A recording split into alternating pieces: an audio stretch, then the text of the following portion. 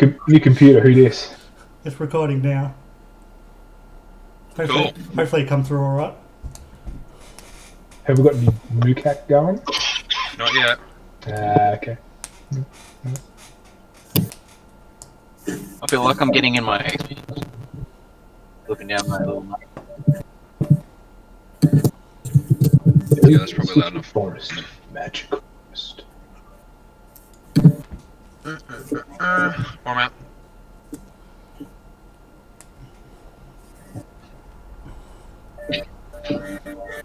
Right, we got tunes. Guys, good to go. Is that Elder Scrolls music? I don't know. No, it's free music that this guy makes on here. Okay. Called Kevin MacLeod. Cheers, Kev. Cheers. Sounds like a Thank you. nerd.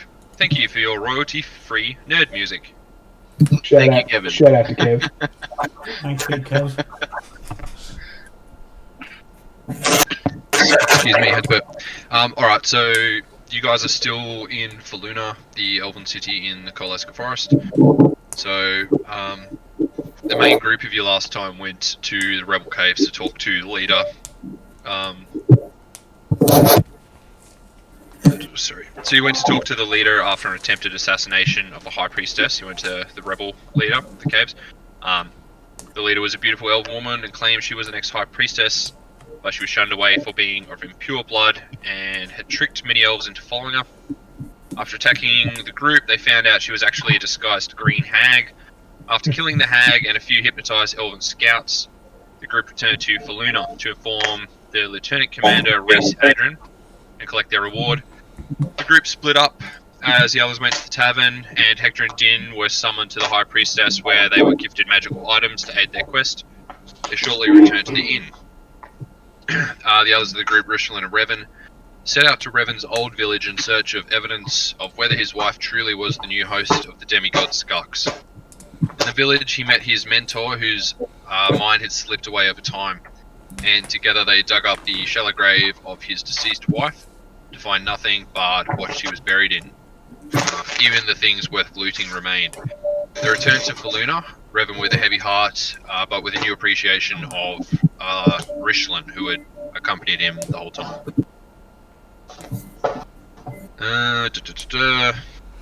Who did I award with inspiration? Alright. Was it? Yep. I think so. I can't remember. I remember. Cool. I thought that was Thorax him. got inspiration from last game. You guys know what you were awarded. Mm-hmm. So take it away. You guys are in control. Alright. What do we do now? Like, We head north. Oh yeah, we got deeper into the forest. So hold on. I just got out of my thing. we still We're haven't done. found So anything. you guys, we you need to basically, you guys have just awoken today, another normal day. Everything, the same situation that's been happening in Faluna is the same. So the black spores are still around, and a lot of people wearing Hessian bags over their head. Everyone's on lockdown and restricted. And the mood is still tense, and there's not a lot of patrons at the Harp and Arrows, but you guys have been staying there, having a few drinks, and sort of like biding your time until the next time you can adventure. So you've all had a long rest, Oh, excellent. and you've just had a bit of relaxing, I guess. And yeah, So we know that the rot is further up in the further in the forest, and it's one of those things where it's like I feel like we need to stop this rot. If we don't stop this rot, we're going to run into major issues, especially if it gets out of the forest. I believe that we need to for the sword. we need to move north. We need to venture forward. We need to pass the waterfall, which was the most northern point that we had gone to, and keep going. We need to get deeper into the forest. We need to do this. Otherwise, we are all going to die if we stay here. Alright, fair I enough. hear that. Should we get the plan Does before we anyone leave? have any objections with getting supplies and heading north? Yeah, no, Nope. get the plight, head north. I mean, You're Do we in? still have a donkey? That's my first question. No donkey. Dang. Sephirinus had a horse. Oh. And she left it at the base camp outside the forest when she joined Rad. you guys. I guess, should we just go for it? Like, No matter what, I'm going north. Like, we need to stop this. We need to stop this, and I made a promise. I'm going to keep that damn promise to stop this rot. And so I am going to go north, and I'm going to go north. I am going to use the knowledge that I have gathered while I was here, and I am going to go north. You guys can either choose to come with me and help stop this damn thing, or you guys can stay here. At this point, I need to stop this, and you guys can either help me or not. Like, at this point, I don't want this forest to die. I don't want anyone else to die unnecessarily. So previously I'm with you, brother. Hector went to the magic store where the the gnome was there, serving him as best as he could with his dim-witted I think he's like a dim-witted elf was like his sort of apprentice. This gnome gave him supplies. While there, he was asked whether he needed any more supplies for his journey. Trying to be a good salesman.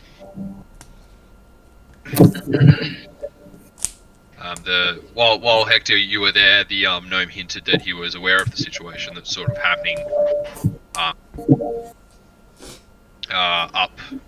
north, as far as like most people were aware it's coming from there.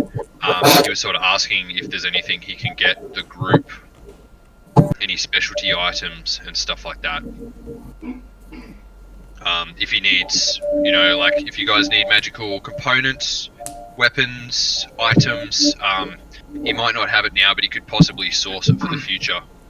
I would, when I was there for myself, I had asked to see if he had a way to enchant my mace, and if he could get the components that I needed while I was, that he did not have while I was gone. Yeah.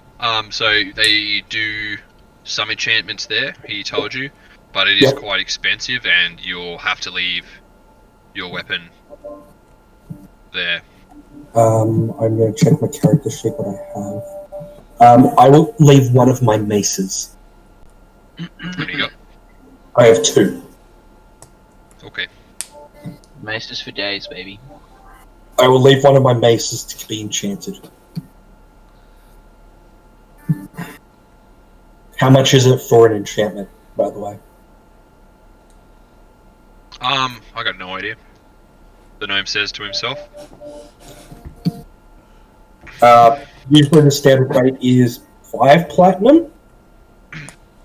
Yep. Hey, can you afford that? Yes. He sort of agrees and quotes that it's probably going to cost about that much. And he has no idea how enchanting weapons works or what happens when you enchant it. But he seems to think that as a master of his trade that 5 platinum pieces sounds reasonable for whatever he turns up. But you run the risk of whatever it is. That's fine. I agree to that. I also, afterwards I go and tell everyone else about this. They want to stop stuff off. Yeah, so we'll sort of assume that everybody's sort of gone to the magic store this morning. Just they're all loading up on supplies. Do they have any healing potions?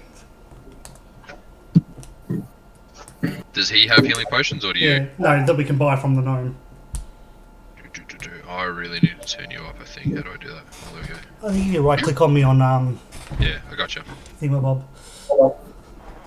Got you, fam. Yeah, he does have some healing potions. I'll just get to how much it costs. Oh, and does he do, not like, can he tell me what particular things are? Because I have 2 vials of clear liquid that I don't know what they are. From the first ever session that we ran. Which session was that? It was the very first one. The one before you got knocked the fuck out. Okay. So he tells you he can analyze both files for 10 gold pieces each. I will do one because I can only afford. What was the conversion from platinum to gold? 10, isn't it? No.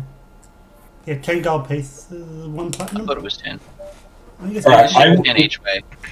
Okay, I give him 7 of my 18 platinum, and leave him a mace. Yep.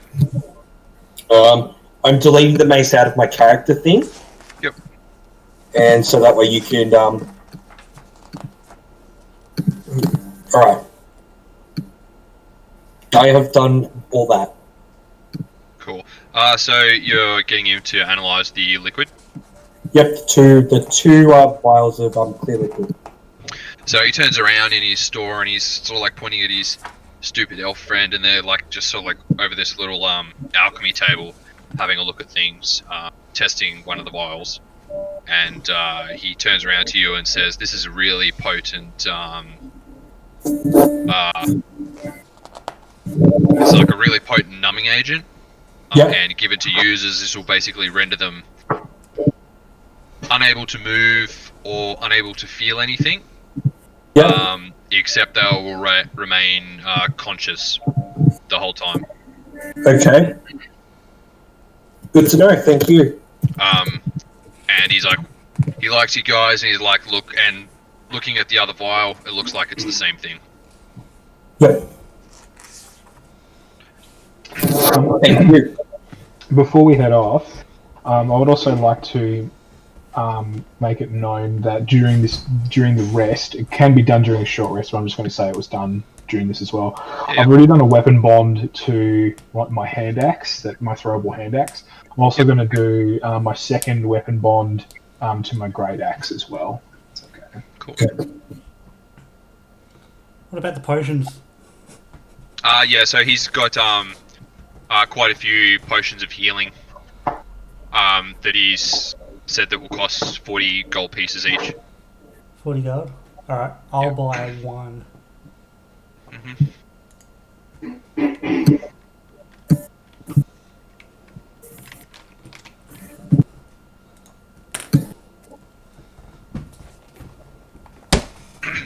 What level healing potion are they? I think they're the standard. I think it's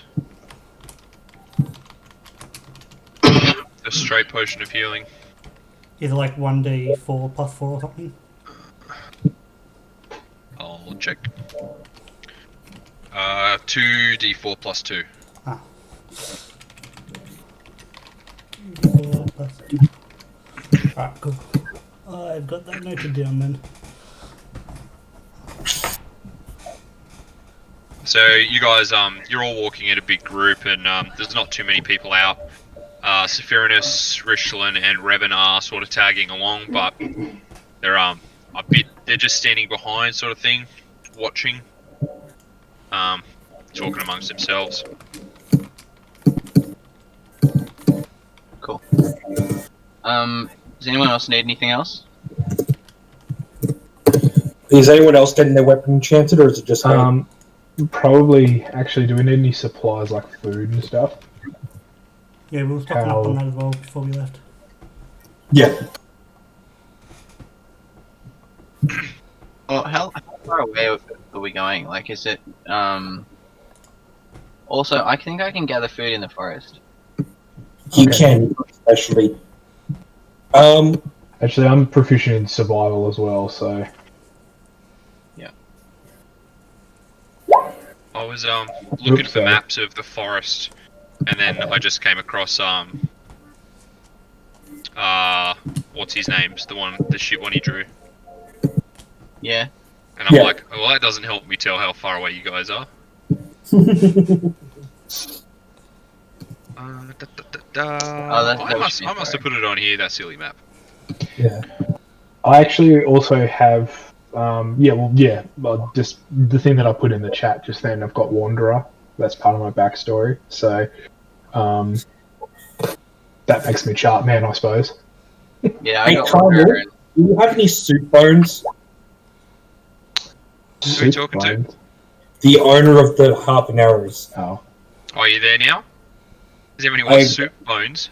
Soup Bones. I wouldn't buy Yeah, that sort of stuff, look, though. he might have bones somewhere. What for? I need them for a spell. Okay, I got some chicken, a few bits of chicken bone. Works for me. He gives you some chicken bones. Sweet. I can now cast the spell. You need some gems, I think. No, it doesn't tweet.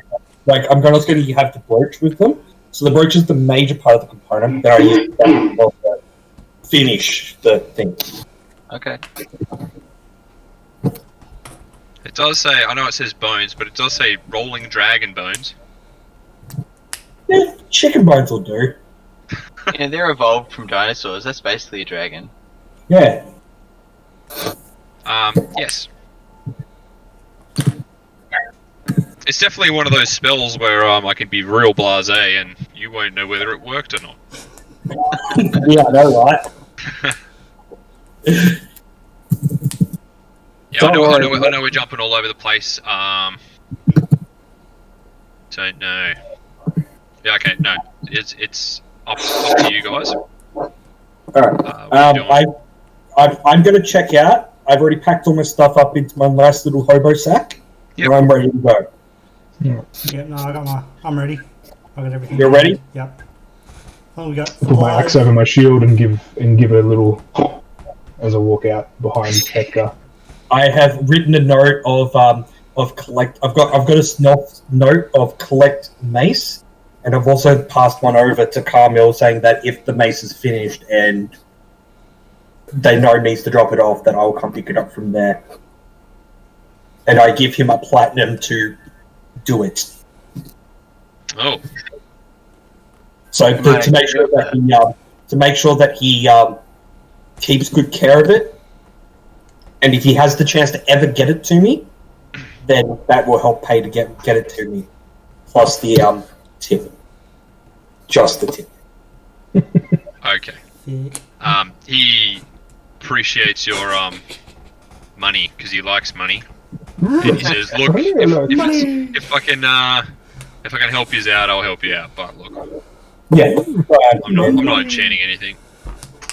No, I don't want to put chance just in case it finishes again. You can get it to me somehow. That'd be great. Yep, no dramas.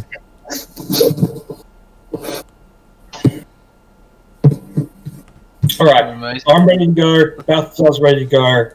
Thorag, Din, are you guys ready to go? Yeah, I'm waiting for you. All right, we're all ready to go. Richland, Rev, and Sephiroth, don't say anything if you're ready to go. Did you want them to like follow you guys?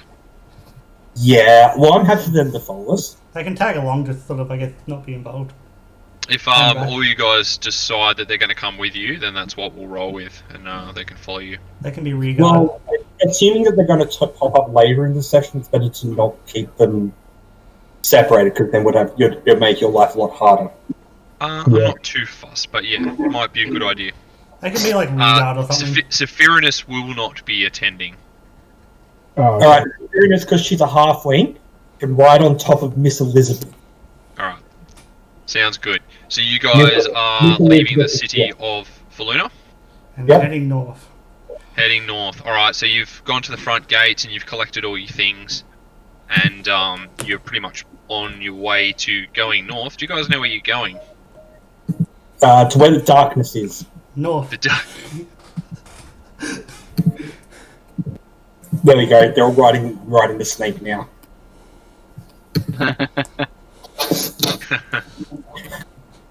Alright.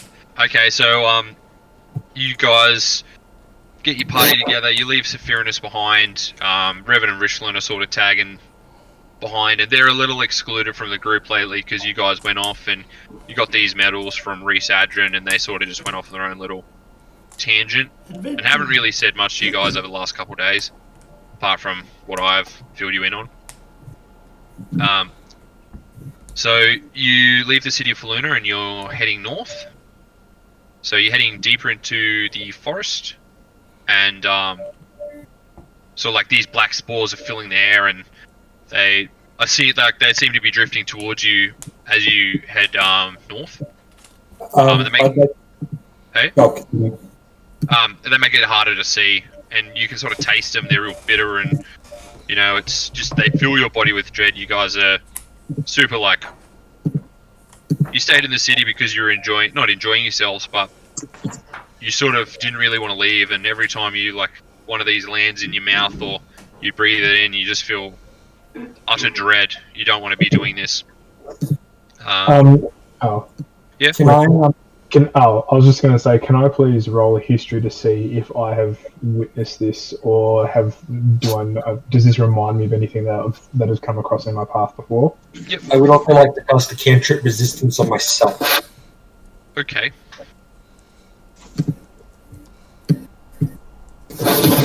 Hello. That's a 21 for my history.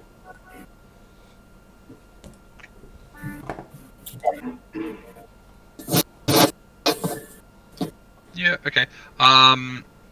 So from your knowledge, your deep history of the area, sort of thing, nothing like this has ever happened. As far as this plague, the spores and whatnot, you don't remember reading any cataclysmic event where this has happened.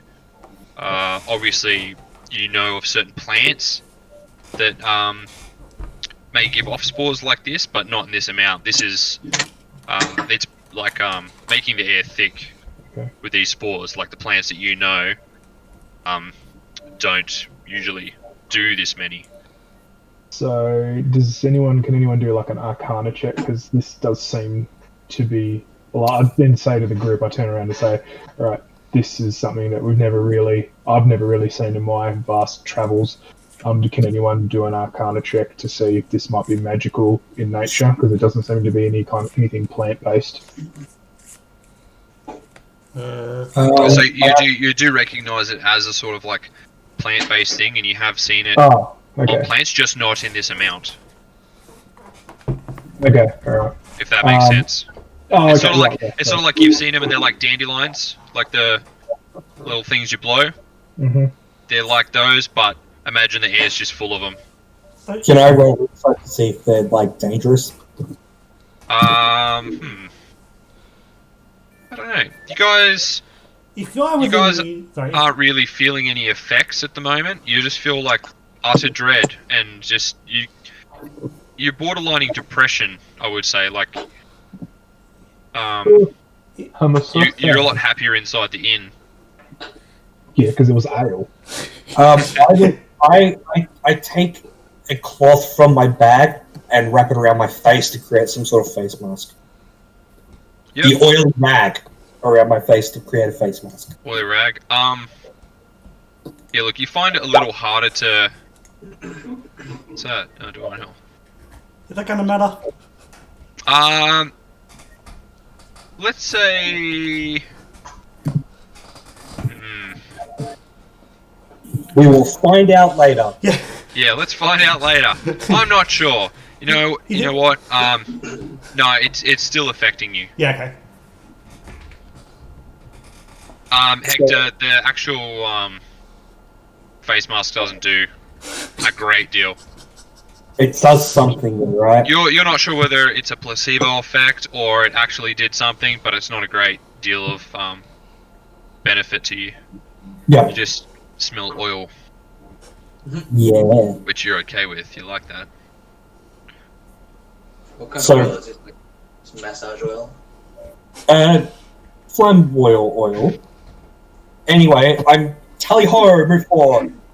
So yes, you continue going north. Do you know what direction you guys are going? Like are you just trying to follow this source, or? Yeah, we're trying to get to the source, aren't we? I would say we're following the source of the spores. Yep. Like that's what Hector is doing. If others in the group are going to do the same thing as Hector, then we're moving towards the source of the spores. If people are not, then I'm just sticking with the group. Alright, so the trees are getting thicker and thicker.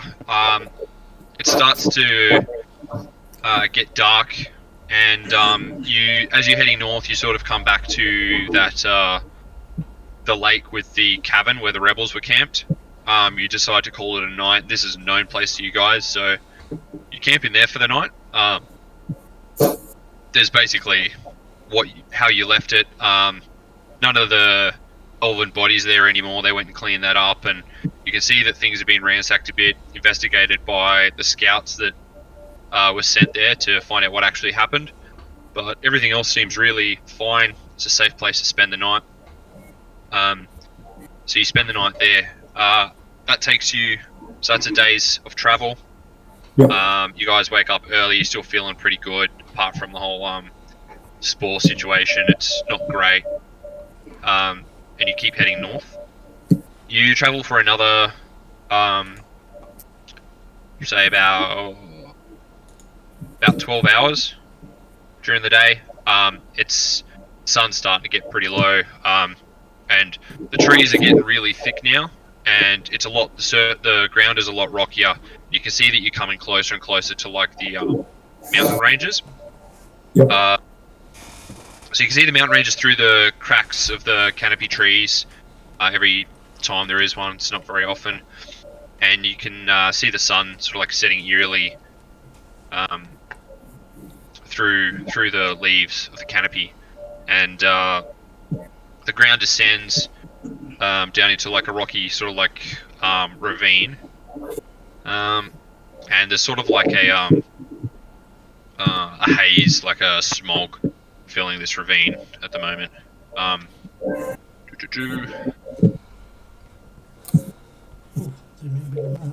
Would you say it looks like this? I say it looks like that a little bit. Okay. Like an avatar statue. Are we at the bottom of the map or the top of the map? You are here. Okay. There's a big red arrow on the map next to you. It says you are here. Yeah, I can't see I it. don't see it. Yeah, I can't see that. Whoa, I'm Here. small. Right Oh, here. okay, down the Yeah, bottom. I can see it clicking it.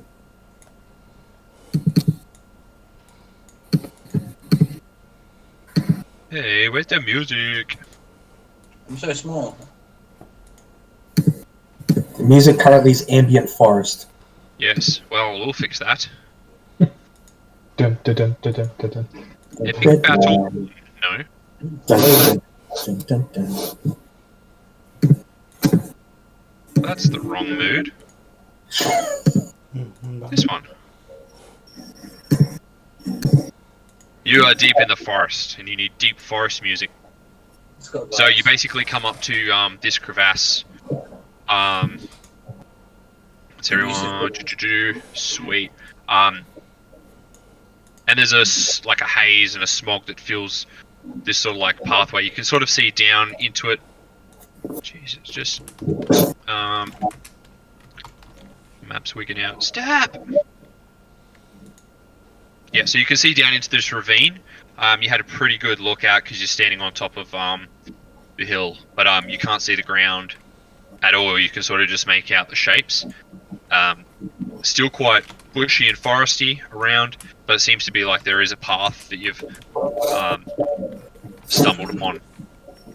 If you look above on the opposite side of this ravine, you can see a statue of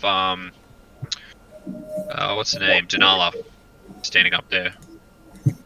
Looks like a very old statue carved out many years ago, and it's but it seems like it's got a lot of growth all over it, but it's still standing.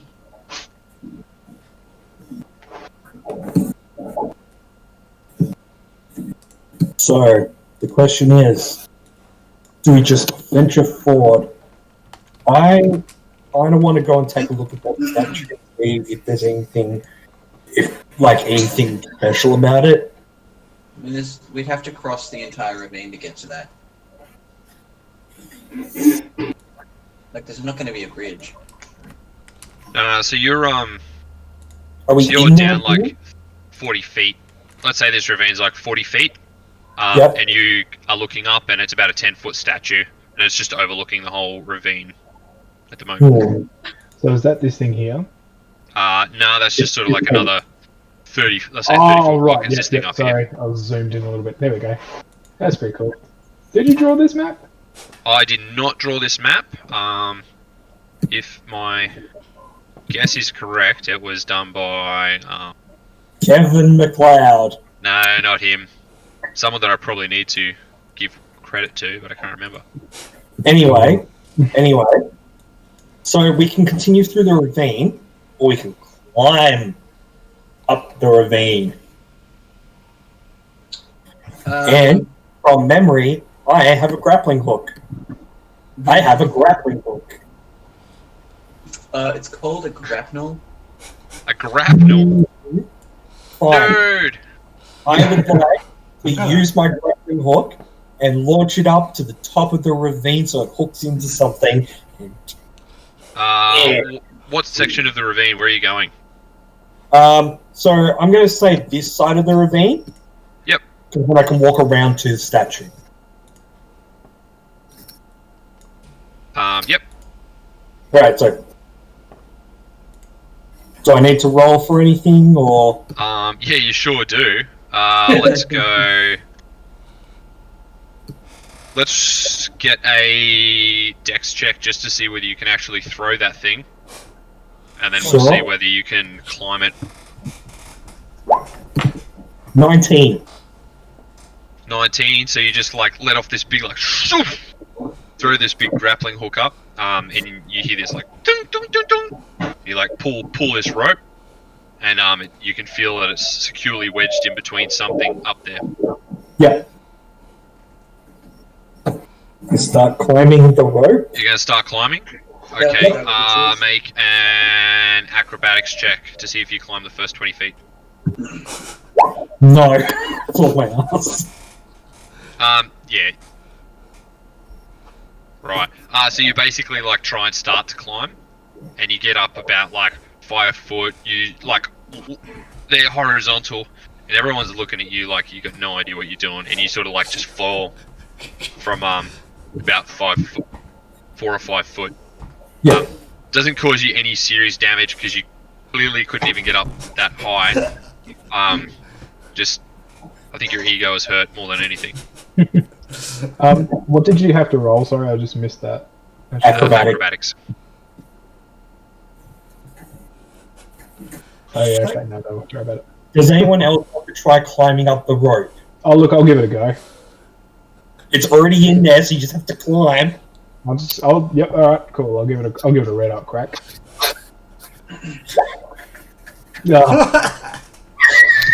I'm too heavy, I've got too much gear on. Yeah, and you sort of like stand back and you start to climb, and you're pretty much the same. But you just get like a little bit higher than Hector. You guys, I'm gonna shake you my guys head are sort of laughing. like waiting for Richland to sort of step in and help you guys, but he's sort of just having way too much fun watching. I'm just watching as well, but then I'm just gonna shake my head and start walking sort of up. Dim, would you like to try climbing the rope? Sure, I'll climb the rope. Trying to do this without too much pride. I'll climb the rope.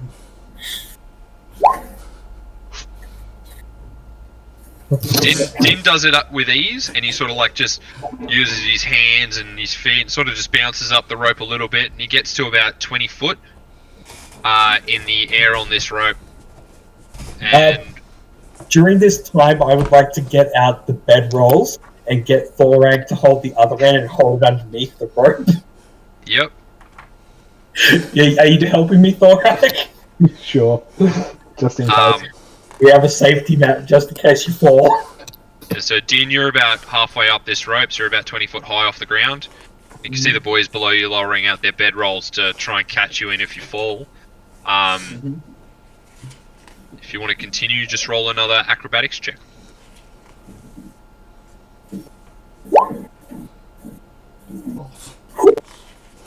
You scale the next 20 feet even easier, and you sort of like pull yourself up, and you sort of just, you see where the hook landed in, and it's nice wedged in between two rocks. Looks like it'll hold most people's weight, but you're happy with that. So we'll sort of like place you here. Yeah? No. Where were you Yeah. climbing? I don't. Hang on, where was I? It was just here. I think. Yeah, I here. can't see your, I Okay. can't see your flashy thing. Oh, there. Yeah, I'm here. I was there the whole time. Do you see anything? Um. Can I like look around to see if I like see anything out of place now that I'm up here? Yeah. Roll a perception check. Are you running forward or are you staying with us? I'm just going up a little bit, but watching you guys at the same time. I'm like, Fucking yeah, I'm funny concerned about watching. people like sneaking up. Yeah. So you're looking around this ravine, so you can get a pretty good glimpse of what there is. Just let me reveal a few areas for you.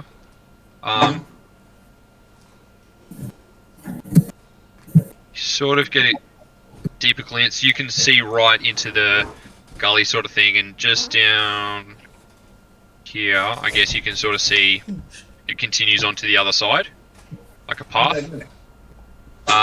So we should probably like move up. I know we're Hey? still here, over. But you can see, yeah, the valley is sort of like covered in a thick fog. That's going up to everyone's waist height. And you can't see much more than that. I guess you can sort of see this now as well. Din, do you see anything? Just I think Alpha's over the back of the head. Just Stop barely. yelling. What? Stop yelling. not much, just more valley. Alright, guess we'll keep going then. I can't see anything around you guys, so does it look like I can walk around to that statue? No. Okay. Thanks, Hector. I guess You can sort of see up there, and it's just like a lot of scrub and bush sort of thing, but you can't see anything of interest there as such. It's more just like a monument sort of thing. So it's not meant to be visited. It's just meant to look over the valley. Is that a Yeah, reasonable? you could say it's just up there overlooking the valley. Is that what my elf eyes see? Yes. Was what your half elf eyes see? Yeah, so I can see it half as well. What did the other half Is say? this thick bush? Hey, Or is this thick bush or a ravine? that's like they're sort of like shrubs, not shrubs. That's not a word. Bushes and shrubbery. That's probably about 10 foot high. Oh, you can't cut that down with a herring. Right. It's you could go through it, but it's pretty thick. You know, you try to stay clear, and there's a lot of rustling coming from them. Oh, Nice. wonderful. Oh, shit. That's, can I roll perception on the shrubbery to see if I can recognize the rustling? Yep.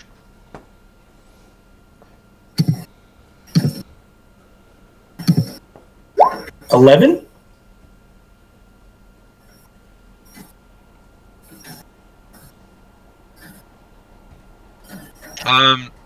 You see, it's sort of hard to see into these bushes. There's a lot of leaves on the ground, and you can see movement Oof. beneath these leaves. I relate that to Thorak and Balthazar because they're nearby. Din's currently up in the tree, so I can't really tell him. But I can signal movie stuff in bush. I'm gonna make sure I have my battle axe and shield equipped because I'm just gonna. Does anyone want to investigate that more closely? Like, I'm just yelling. Like, but I'm just gonna get my bow and arrow ready. Like, something jumps out, I'm ready to just shoot it. I'll go over and I guess I'll poke it with my battle axe. Probably just a beast, but you know. And go, bah! Just to try and scare it off. This rustling underneath just becomes louder and louder. If this is another I can pour an action for if we get attacked, I immediately counterattack with inflict wounds. Yeah, the second I see anything, I'm just gonna acid breath it. Alright. Hopefully it's not. So this offensive. rustling gets louder and louder, and you can see the floor moving between these bushes. Some of you are sort of like looking around you as well. And now all the bushes around this sort of path, Din can see as well. Like further down the path, all of these bushes just start sort of rustling away, and these like long vines start weaving their way outside of these bushes.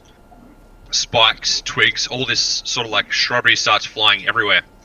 And just like masses start forming and falling out of the bushes. And I need you guys to roll for Initiative. initiative. Son of a bitch. That was terrible. That wasn't too bad. Is that not working? Initiative! Damn. Does that work? Oh, that time worked, okay.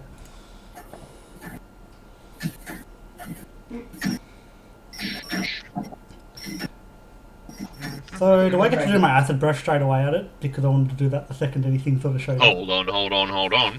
You gotta wait for him to do things, and then... Okay, you and Who I hasn't have... rolled? Thorak, can you roll initiative, please? He Yeah, did, I he did. rolled 14, just didn't Did. pop up in your face. You, Yeah. click Why on is your it not in character. my bloody window? Click on your character and then. Anyway, to go to your point, Gibbo, when you prepare a reaction, then you have set terms for what the reaction is. Then, when Zach goes, alright, this happens, then our reaction kicks in. Alright. So, for example, what I've said is, if I get attacked, I will cast necrotic, lay hand, inflict wounds on whatever attacks me. You've got whenever something pops out, you acid breath it. So the moment that you reveal Alright, so something pops out, you acid breath. These masses in the bushes just start taking form, and they're like these humanoid figures that sort of come out. They're sort of like covered in vines and twigs, like these humanoids. And they're just like shrieking some like shrill. And they go to lash out at who is at the front? Balthazar, you're at the front, weren't you, man?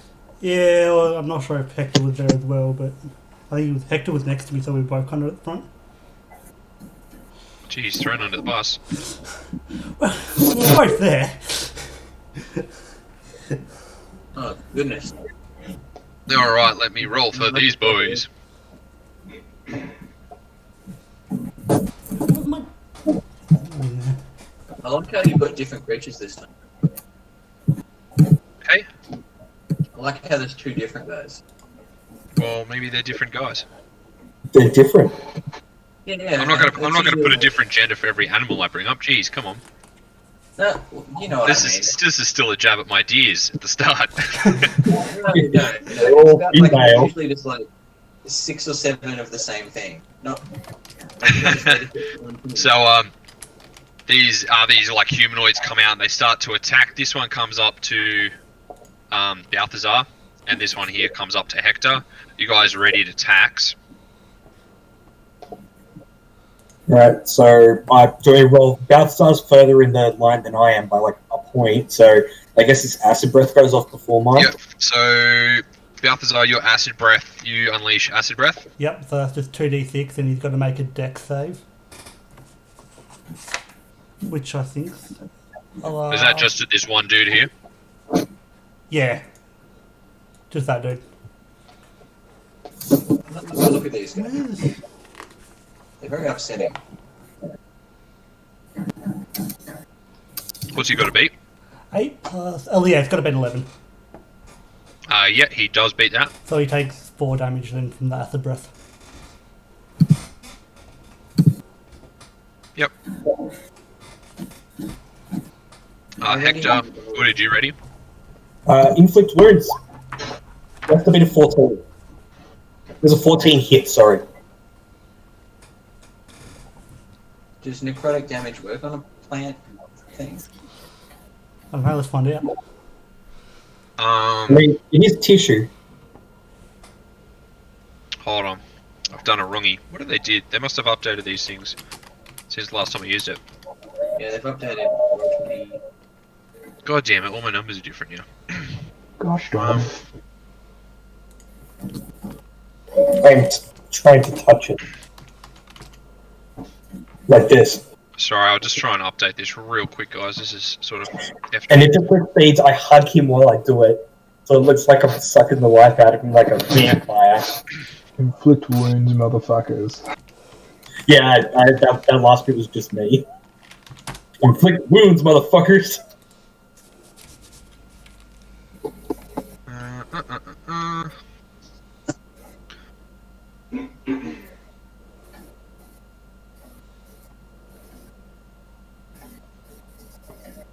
It absolutely changed everything on me. How embarrassing.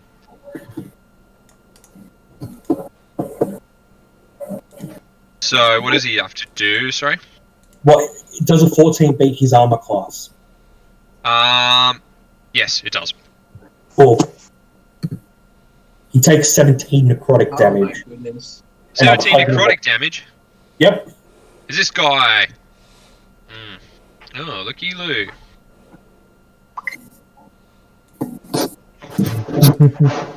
So this like Vine Man that's sort of like coming at you.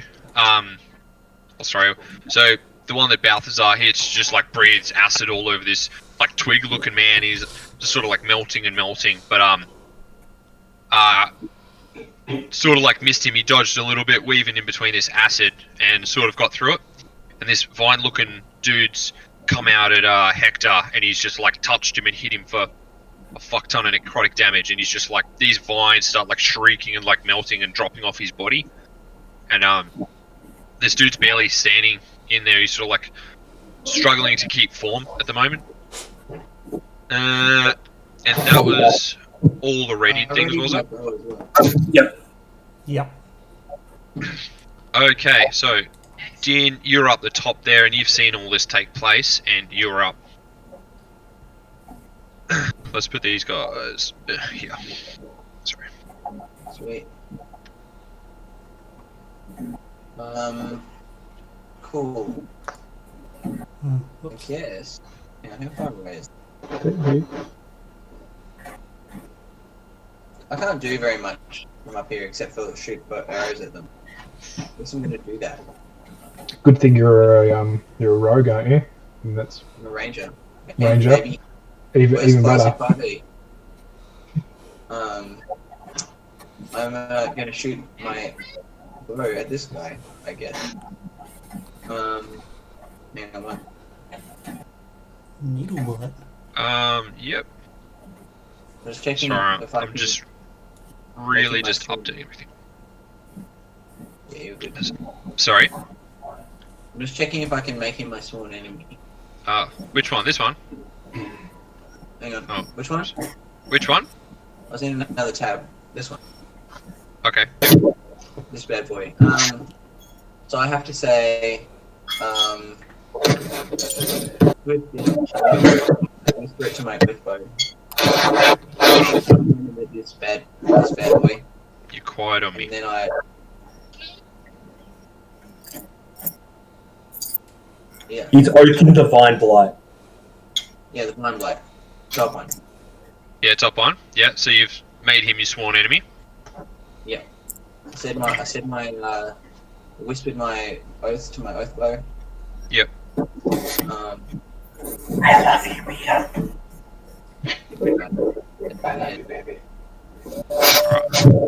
You set your oath upon him, and you've decreed him as your mortal enemy. That'll love hard on it. It's a chain and a half. They're bonded by oath. Sounds good. Yeah.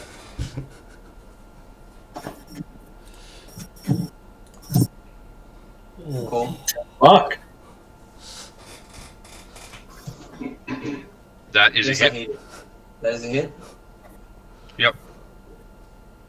And when I hit people with my sworn enemy with the bow, I can do a special. You can do what? It does an extra d6 damage. Yep. There we go. Sweet. So you just like this fresh bow in your hands, and you whisper to it, and you aim at your mortal enemy, and you just like unleash this powerful bow attack, and it just goes like straight through its chest. and it just shreds all these vines in its chest, and it just stumbles back, and it sort of like starts to lose form.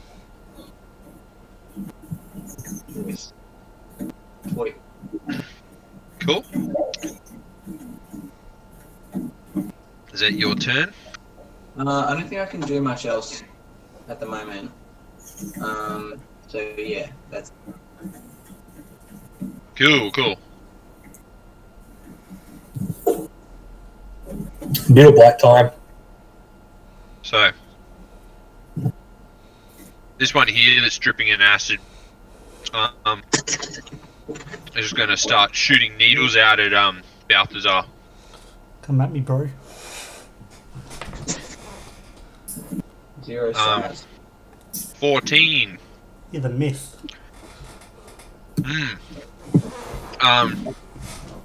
He like sort of like shrouds his body, and just like all these needles start coming out of him and starts hitting you. But you just got like you got a shield, Yeah. just your plate armor and your shield, and you just like protect yourself, and you're just laughing at this guy. That sounds like me. This other one here, sweet. He also does the same. So he's just gonna start shooting needles out of his like hands at you, like pew pew pew pew pew pew pew.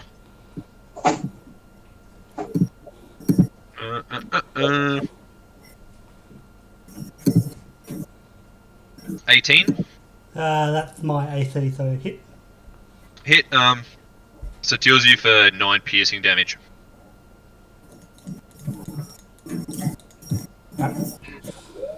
And he's going to also move up to just to there.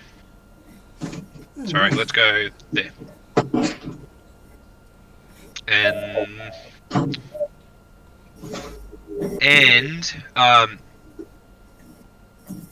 that's it. Oh, there we go. Updated. Thorag. Yeah, boy. Just wanted to have a look here. Ooh. Why, thank you for. Alright, cool. Right, so I'm going to ready my axe. And then my great axe, sorry. And I'm going to walk up to this guy. Boop. Take a swing.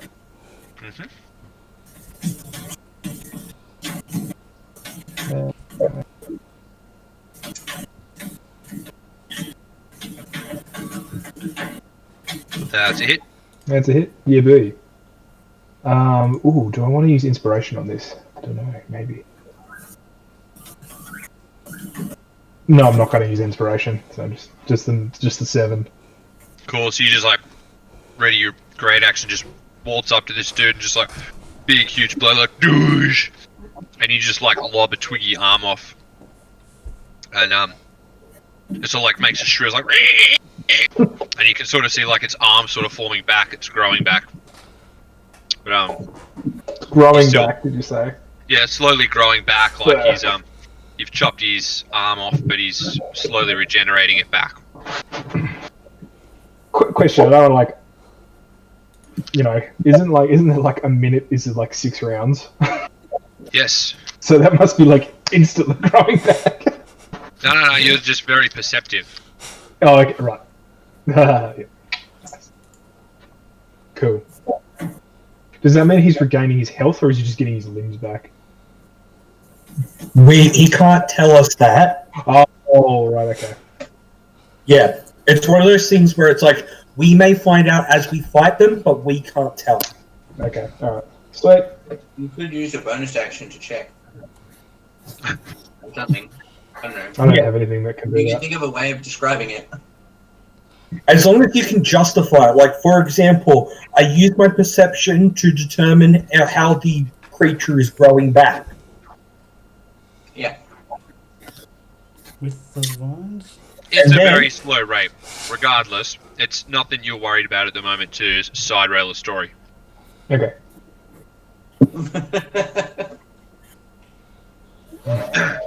Is that your turn? Yeah, that is my turn. Okay. Balthazar. Am I able to move there? So you'd be going up. I think it was 20 feet. Like, is that okay? So that's Yeah, that's like a rock. okay. No, I'll stay there then. I'll stay there. I wasn't sure what that actually was or not. Can I? So they. I'll just start off by casting Searing Smite. Ooh. Then I'm going to take a swing at old mate, right in front of me there, Yep. with the battle axe. What? Me? No, not you. Where's that going? No more roll. So does the 19 hit? It does. So that's going to be 6 from the battle axe, but also I think Yep. 1d6 from the fire damage, Yep. which is another 3.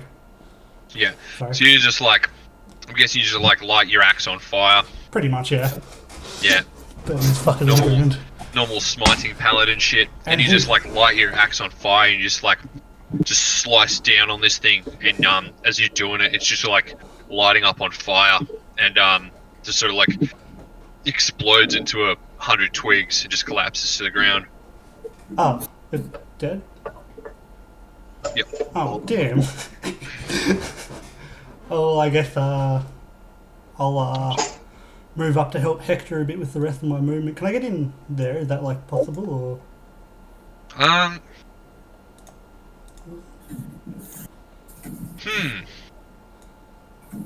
Yeah, let's say, yep. Yeah, no, I'll get up close with Hector to try and lay this fool out. And that'll Cool, be done. cool. The one that's melting. One that's moving dead. Oh, the He's great in a person. bunch of sticks and he's sort of like just, all its sticks are on fire, he's on the ground. I tried As far as on. you can tell, he's dead. He's sort of like this humanoid figure is just smashed into a bunch of twigs. I just tried. One- I tried to crush his head as I walked past too, just to.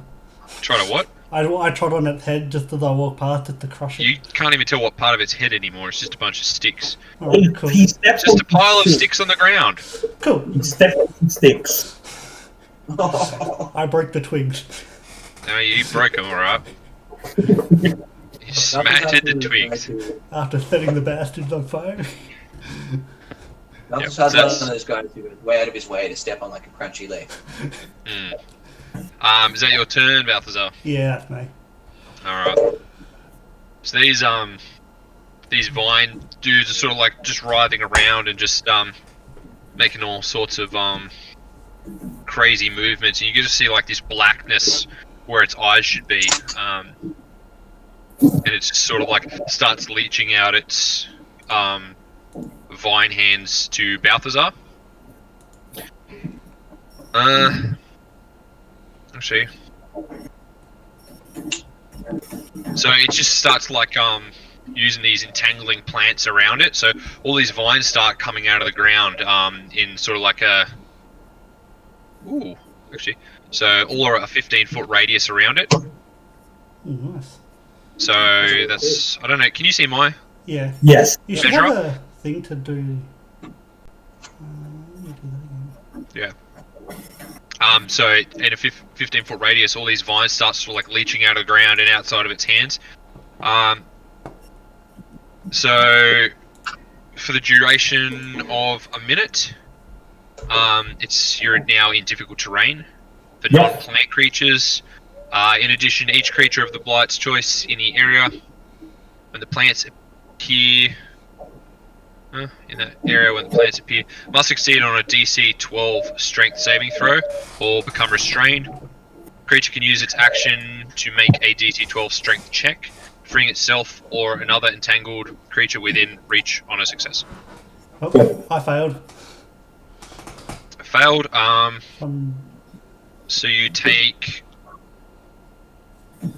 Is he strangling Balthazar or me? Both. Or both? both. Okay.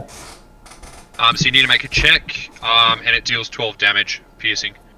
Strength check? Yes. Okay. Oh, that can't be good. 15. Did you Um, say 12 damage? yeah, 12 piercing damage. And I think that happens every moment that you're actually entangled. So, does 15 survive? Yes, 15 does survive. So I'm not restrained. No, you sort of just like fight back these vines and you just like hack and slash them at him with your mace or whatever you've got. Just you've restrained him while they just come up and they just start like penetrating Balthazar's armor and just start like crushing his limbs and stuff like that. Yeah, Balthazar looking real bad. Yeah, you guys are looking at Balthazar and he doesn't. He's just sort of like, yeah, he's not good. There are vines all through his armor. So what happened is the needles went into his body, and then the vines went through the holes the needles made. So he's currently being threaded up. Yeah, pretty much. But he's screaming in Dragonborn tongue. That's his turn. And this guy here, he just looks at Thorag, and you can just see the evil in his eye, and he moves here.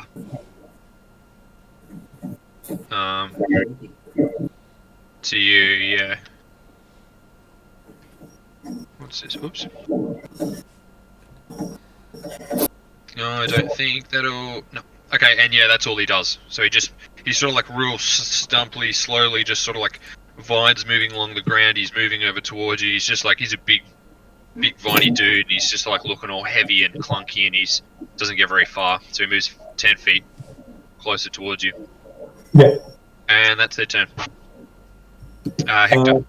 Mace time, motherfuckers. 17. Are you hitting Balthazar? I'm hitting the vine. Where you go tell me that? Oh yeah, no, 17.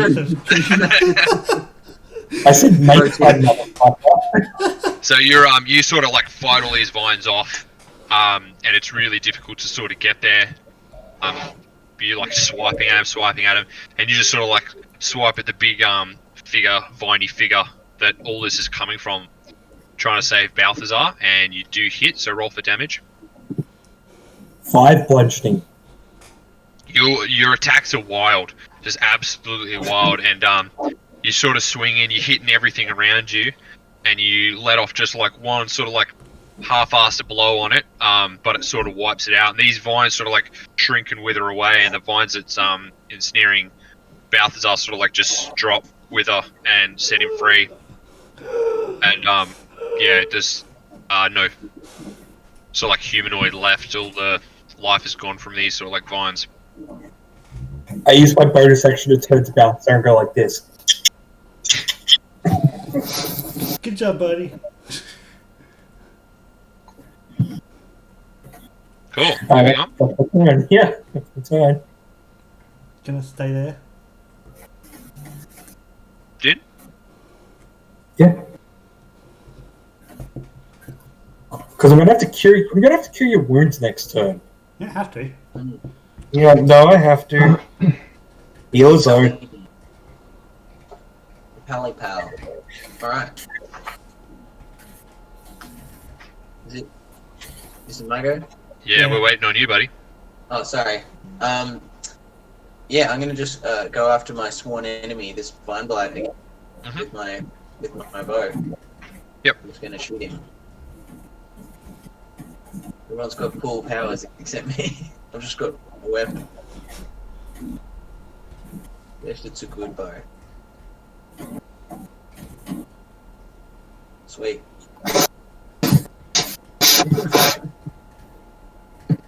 What happened there? 22 hit. I got advantage on him because he's my sworn enemy. Ooh, Miraiki. Yes, that definitely does hit. Sweet.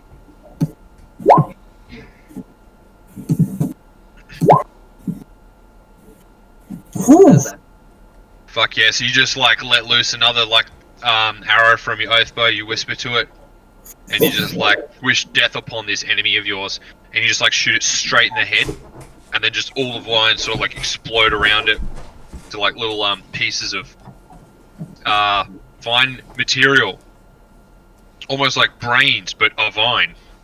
And just explode everywhere, and this just slumps down this figure, and then it just sort of like withers away.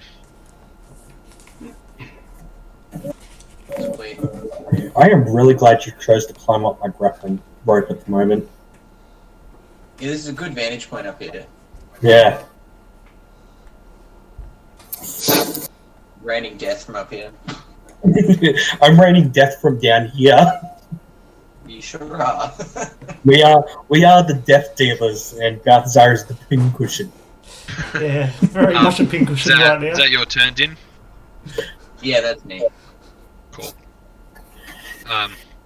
This needle blight here just like lets out this insanely loud shrill. And then it's you hear more rustling in the bushes. Oh shit! And you see some more figures. So Din sees these figures sort of like come out over here, and then they walk sort of like down here, and then this needle-looking motherfucker here, he's just grows these super long claws and starts trying to take shreds out of Thorag.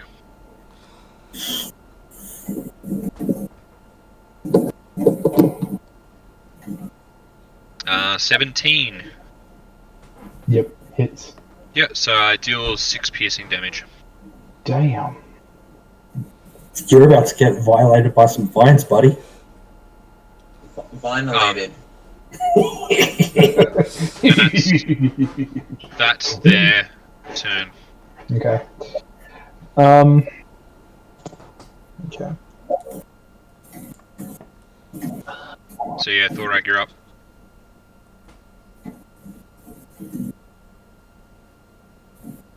Okay, I'm going to, with my axe, take another swing at old mate. Yep. Come on, baby.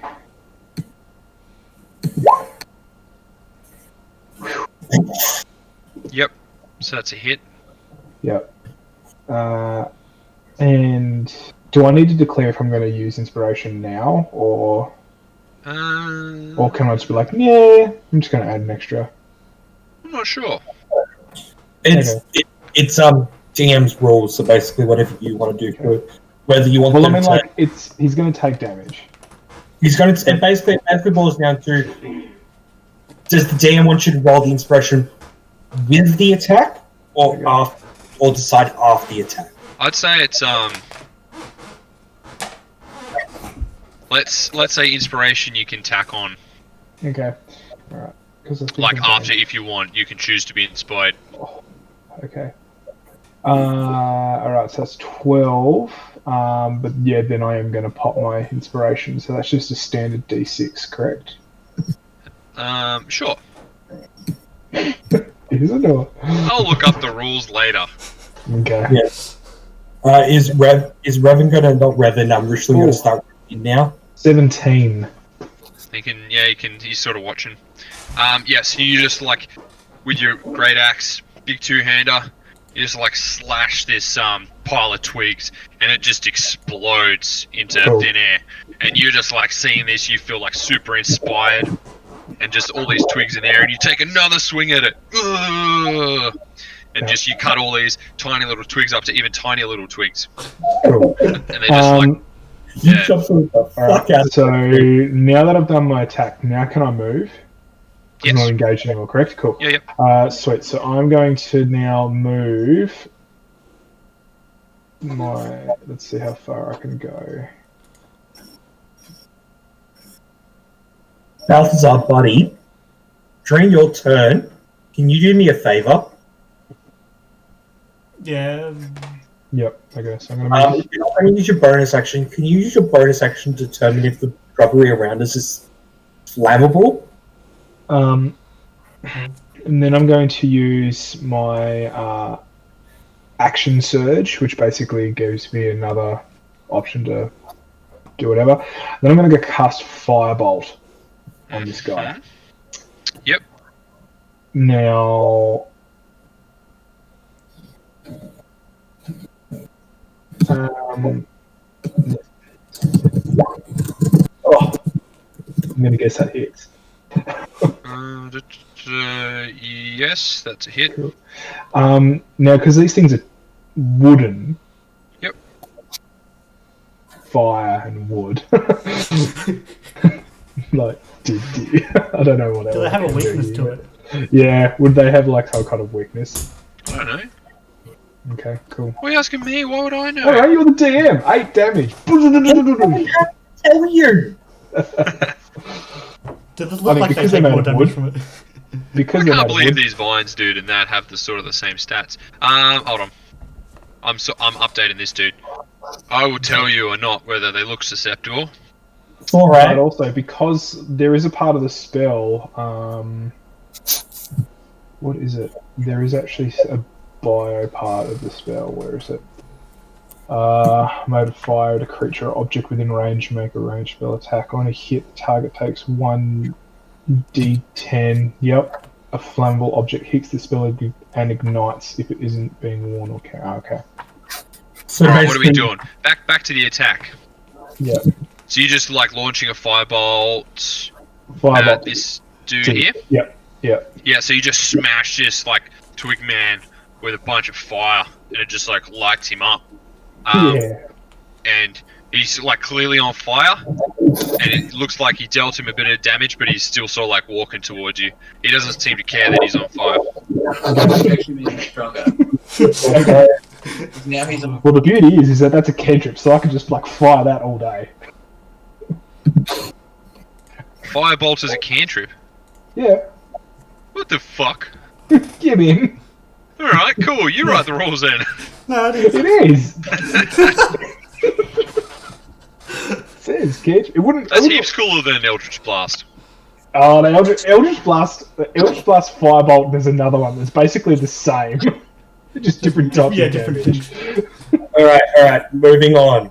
Yeah. Yep, that's your turn. Sure is, buddy. Okay. Balthazar. Can I move out here, please? Use my 30 feet Sure. of movement. I'm gonna do all my healing of divine health, whatever, to give myself 15 health. Or well, 15 more thing. You know, to do a bit of recovery. Yep. And then, Is that your name? Or as per what Hector asked me to see if these things are on fire, is the bush burning where I set fire to that needle blight? That one? So he's sort of like embers now. Is embers. So the So forest, is the stuff around it flammable is what I'm yeah, the asking. forest No, like burning. it's sort of like wet and stuff. It's not really ideal conditions to be like lighting the forest on fire. Okay, then that's my turn then. Cool. don't bounce it.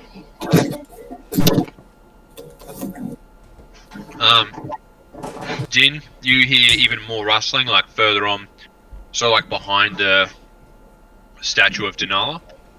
Mhm. And you see these sort of like figures sort of like slump out around, like super slow. Yeah. Man. And that's their turn. Hector, you're up. Alright, so I can move, I take it. 5, 10, 15, 20, 25, 30 leaves me here. Then I am going to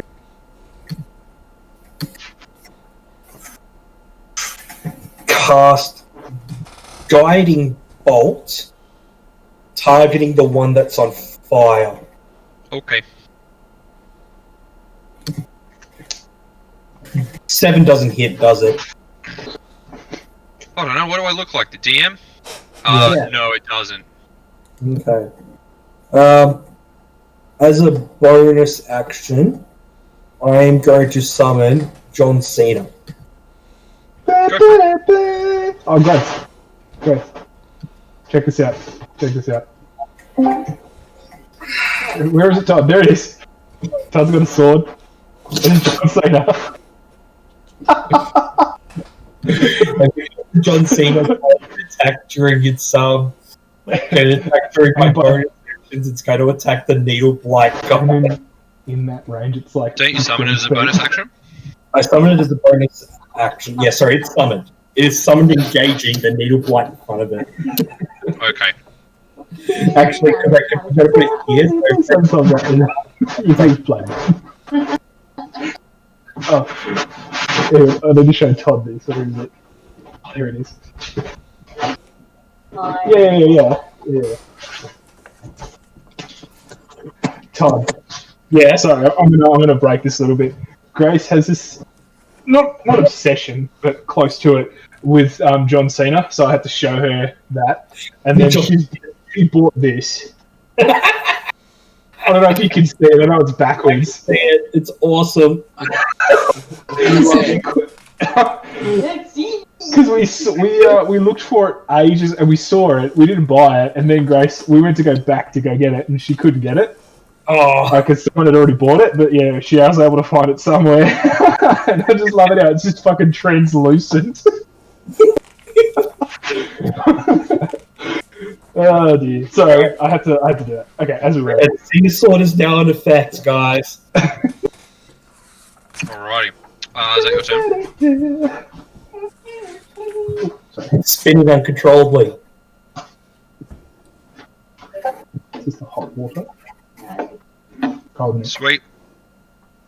So you guys are sort of looking behind you in the path just here, and Revan and Richland were sort of like travelling behind a little bit before, and they've sort of caught up now, so they're sort of jumped into the playing field here, and they're going to roll initiative. Okay, let's do this. Fuck, more of them? Jesus.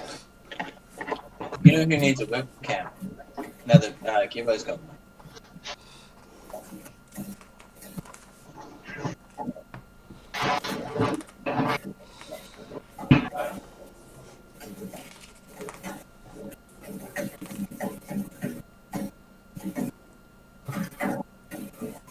It's a big son. Holy fuck, your initiatives are worse than mine. And we've sort of just seen why Richland and Revan have been lagging behind this whole trip. Character. Din's just like, what are you doing, guys? Hurry up! That's a nat one. They're like, yeah. Okay, we're coming. What? They haven't seen like anything that's happening.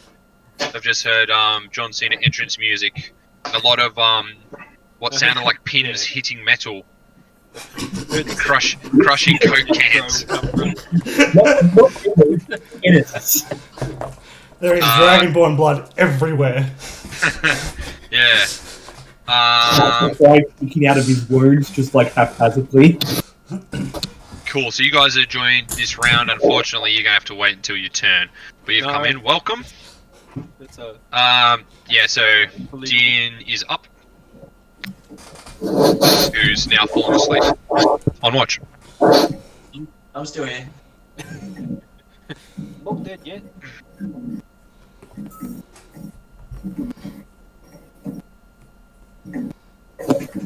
It's your turn. Time. Is it my turn again? Yeah. Yes. How does that happen? Okay. Hang on. Let me see how far away this is. Sorry, Sif asked me a question. I think I can hit that. That's what she said. Yeah, Yeah, I think I can hit that. I don't even remember what my range is. I think it's 150, isn't it? Oh, yeah, it's forever. Okay, I'm gonna. No, I think the Oath Bow will be able to hit it. Yeah, easy. You guys can take a shortcut through the bushes if you want. I can shoot over top of all this too. How thick is that shrubbery? That shrubbery is thick. With 3 C's. Three C's of thickness, that shrubbery. Right there. The shrubbery was thick. It's thick. It's a Someone's thick gonna boy. have to fix that thick shrubbery at some point. It's dummy thick. Yep. Okay, I'm gonna go. I'm gonna cast Hail of Thorns. Hang on. Yeah. Yeah, that's how you cast things. And then I'm gonna attack this bad boy.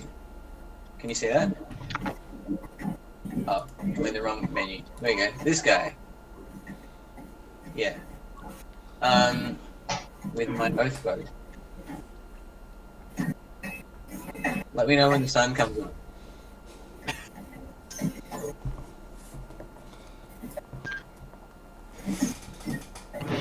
Is that as a bonus action, that Hail of Thorns? Yeah. Yep. Yeah, it's just a spell. Yeah, so you shoot out your oath bow, which is a hit. Nice.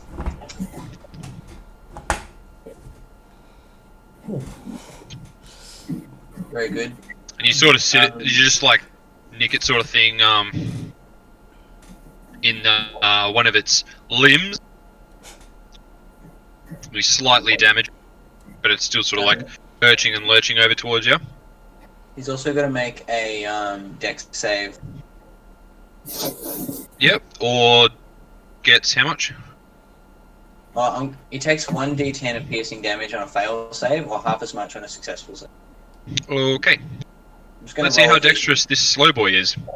Get it. Ooh, what's he need to beat? How do I find out that? Go to your spell. What is your dexter? What is your spell? Oh, so it's Plus my 2 spell save. plus whatever your spell modifier is. Say again? So it's the base save DC is 8 plus proficiency plus whatever you use as your spellcasting modifier. Right. So if you use intelligence, it's your intelligence plus 2 plus 8. So intelligence plus 10, I guess. That's why I'm so glad I set up my I own. think it's That is if a ranger uses its spell intelligence for spell casting. Sorry. It shall quickly help you look. Hold on, I need to remember how the alphabet works. I don't even know. Should be I a think I- A comes before B, which comes before Yeah, C, wisdom which is my comes spell. before D. Yeah, so what's your wisdom modifier? 1. So it's 13. No, sorry, it would be 11, sorry. Okay, so it says here spell save DC. Is it just that? Yeah. Yes. Yes. Oh, it's 11. Cool. We got there in the yeah, end. this real slow moving vine sort of thing, just sort of like weaves like a little snake in and out of this hail of thorns. One damage. And he's So a take bit an extra confused one. that all these thorns are trying to attack him. He's got thorns on him. But it deals him, what, half a 1d10? Yeah, so it's a 2. So it's a 1. Ah, yes, well, it gets him and he sort of like shrugs it off. He steps on it, and it's like stepping on a thumbtack. It hurts, but not too much. It's like He's hugging not one of cool. his buddies. It doesn't really affect him too much. Alright. That's me then. Sweet. So these needly looking motherfuckers are here. Goddamn Xenosaur, get out of the way, I'm trying to click on my dude. Right. Cool. So this one's just going to take a huge swipe at this sword that an imaginary sword. It's appeared and it's freaking out. It doesn't really know how to deal with it. So it's attacking the sword. How much health does the sword have? It's not a. It doesn't have a health. It's just a thing. It's How does it get rid of it? You got to hit Todd. You got to hit Hector. You have to kill me. Yeah, well, this thing doesn't know, Oh. does it? He has to Anyways, break your starts concentration on it. swiping at this sword thing here, and it doesn't do anything. And this boy here, he's seen this, and he just starts to shoot needles at Hector. Shit. Yeah, you're fucked now. 9. No. Oh! And he's gonna move up to engage Hector. Attack of opportunity. He doesn't care. He doesn't know what an attack of opportunity is. No, but The sword's ridiculous.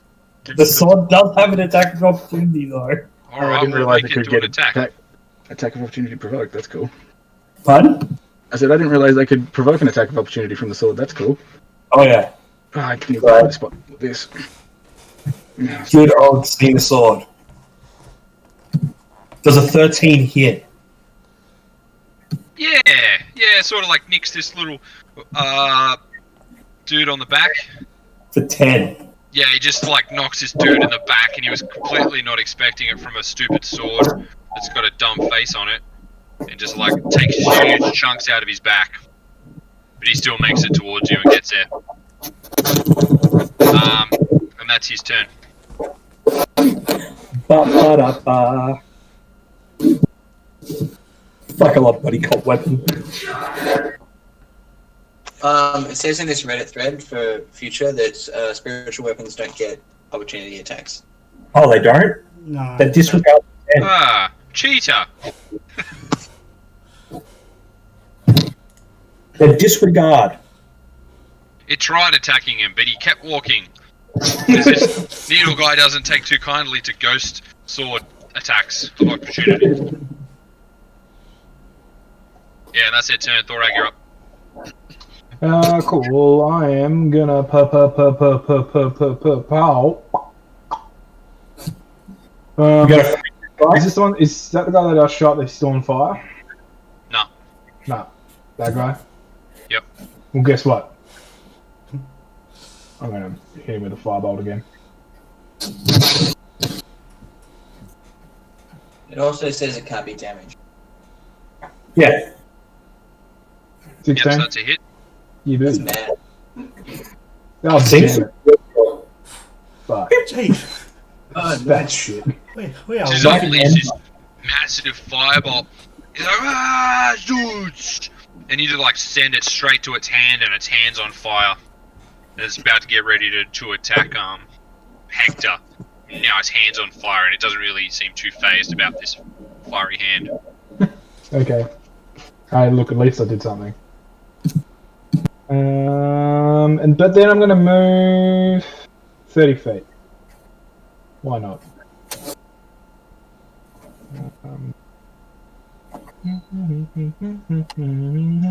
Sure, I'm gonna move next to this guy. Help the old Hector out. You should get on. I'm not going to say anything. Never mind. Do what you're going to do. Go here. You're up there, Din. You're Nah, because then he can come down. up the top. You can see the whole battleground. If you want to shout people to get them to do things. Go around the other side, Thorag. You'll get a better angle. What, here? Yeah. Yeah, but that, You could yell out, Yeah, okay. flank him! Yeah, Flank flank him. him. That's much- yep. yeah, but then There you this guy can fucking flank me. Oh no, he's engaged with the sword, isn't Sword is literally there. he? He's The sword engaged with Doesn't provoke an attack of opportunity, so the sword's nothing at the moment. Yeah, there's- go. sword would The be- Needly boys are learning. It's not going to live very long. There is that to consider. Alright, Okay. is that your turn? Tis my turn, sir. Ah. Sir Balthazar's turn. He's going to move Flank up there, and he's already flanked. We can't both sit in the same spot. So I'm just going to move up next to him, Why are you shoulders and flank him? and I'm going to hit it with my battle axe. Alright. Ooh, I sure hope you don't, crit fail this. Yeah, so you just slash him with your axe. For a casual Have you 6 crit damage. failed? You killed both Victor and. So you just sort of like slash and take a chunk out of it. Nothing too serious, he's still standing there. And you know what? Few twigs fall off. I might chuck a Divine Smite into that as well. Just casually. So another 5 damage. Devout Might as well. question mark. Devout smile? You're supposed to devout- Is Devout. that it? Yeah, so I take 11 damage total. So, What attack is it? You rolled a devout smile 2d8. it's the Divine Smite. I can choose to add it onto the weapon damage Or after, after the attack. when it hits. I'm chucking the... I just like how you've put a question mark in. I know. You're not sure if it's devout or not. It's just him smiling while he does it. He's like, Yeah, alright, so you attack this beast and you just slash. And he doesn't seem too phased, he's got a chunk of twigs taking him out. But then you smile. And the twigs don't like it. And you hurt his feelings and his metamorphosical being, and twigs fall off him. You devout smiled him. Yep. Is that your turn? Yeah, that's bad. Alright. Way to put that question. These big dudes here, they're just sort of like lurching even closer and closer. and you hear rustling. Rustling coming, sort of like behind you guys. And,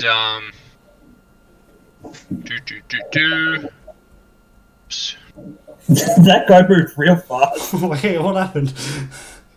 You hear some rustling behind you and sort of like creeping out of this bit up here. 20 foot up, you can see this, sort of like vine figure coming out of there as well. Dead. And he's just sitting there, and that's their turn.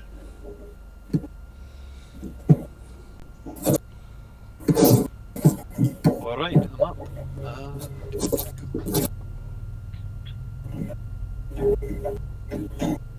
Richland, do you have a ranged attack? I do. You should totally take out the one that's scouting all of us at the top of the map. Do I know he's there or not? You should do. I'm pretty Yeah, confident you've to tell seen you. this sort of humanoid vine figure sort of come out of the shrubbery halfway up this cliff face. Okay. Alright, so I'm going to move to try and get a better shot at him. And then I'm going to attack him with a short bow. That one. Yep.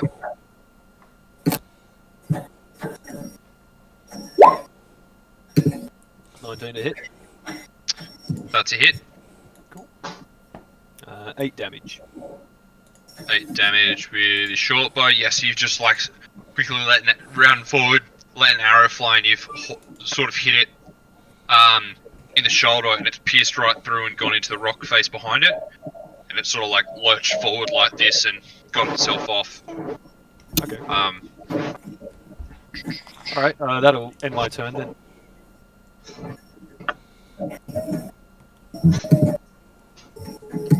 Jeez, these wolves are loud in this forest. They are. It's Mace time, by the way. Yeah, Hector, you are up. Mace time. 21. Who are you attacking? The one that I can attack. With a mace. Directly in front of Okay. me. That would make sense. Yep. So you have advantage on him. 21. Yep, hit. 6 bludgeoning damage.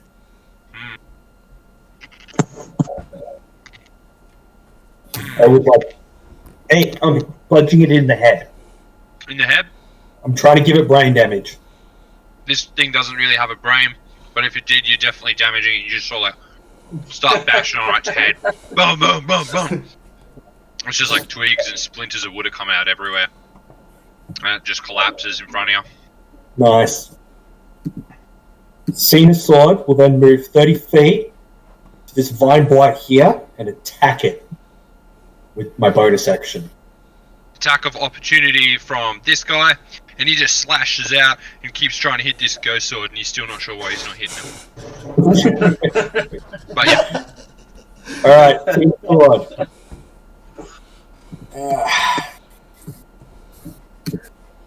Does a 14 hit? Credit first. No. 14 does hit. It takes 10. It's spinning around, frantically trying to cut off its arms.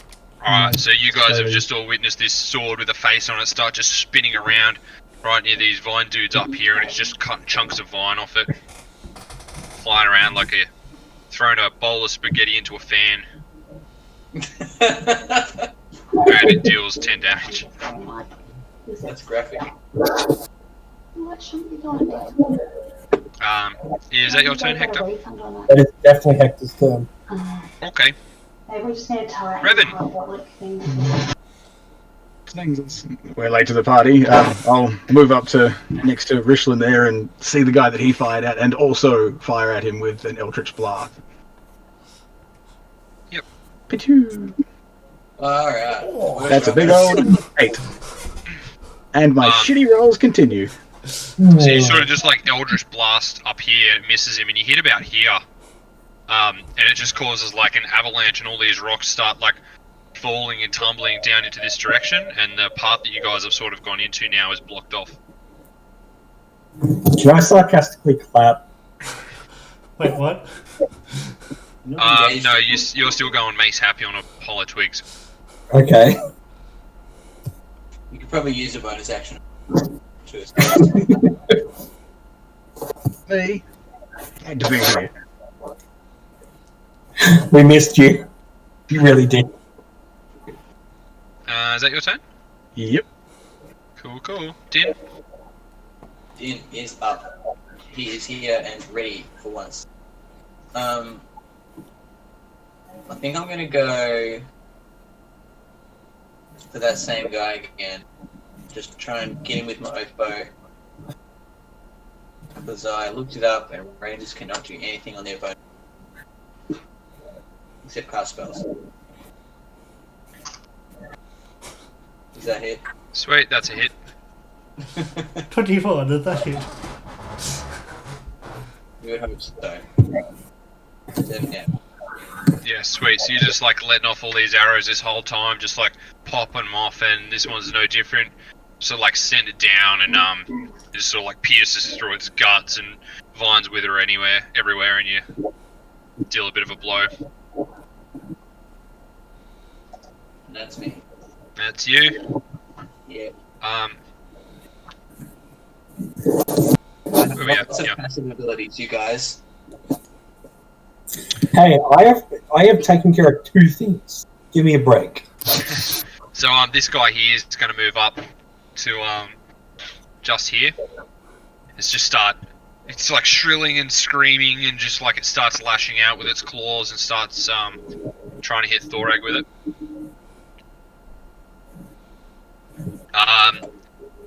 And it does a 7, and just sort of like you're just like get away, deflecting it away. You're just like it's like this, and yeah, it doesn't do anything, and it's sort of freaking out now. It feels like it's in trouble because it can't hit imaginary swords or real people. Alright. So Thorag, you're just sort of like watching this sort of like twig freak go crazy at you. Yeah. It's your turn. Oh, okay. With my great axe, I'm just like from turning around. I'm just gonna like swing around and just like try and hit him in one big swing. Are you going to spin him around like a record baby? Right, round. Yep. Cool. Fond memories of that. Fuck! Oh, hang on. Because it's a great weapon. If I, oh no, don't worry about it. Some damage roll, isn't it? Yeah, it's only a damage roll. Fudge. Yeah, roll for damage. Oh. Okay. Oh, Holy shit! Oh no. Yeah, so you just spin around in a circle, and instead of hitting this needle blight, you hit Balthazar in the neck. I'll start writing the eulogy. Balthazar, yeah. Oh my god. Forget the enemies, your party's the most dangerous person here. Sorry.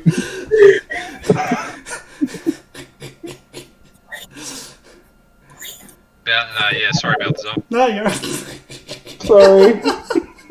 Thorag, would you like to do anything else? Let's stay away from those, shall we?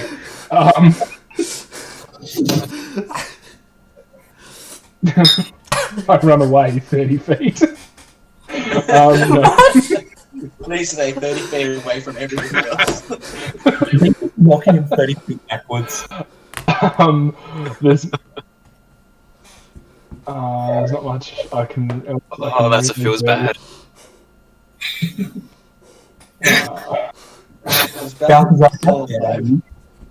No, I can't even do that on him either. I don't think I have like. There's nothing else I can really do. So you basically just flailing around and spinning around with your axe and going crazy, and this needle thing's like, and then just your axe, man, you feel like a shink straight through metal on skin, hits Balthazar in the neck, and he just drops.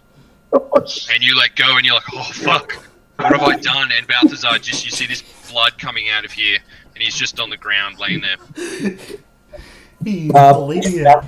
Balthazar having to make death saving throws now, or is he still alive? No, Is I've it got, just bloody? I've got my death saving throws, but Yeah, death saving throws. Shit.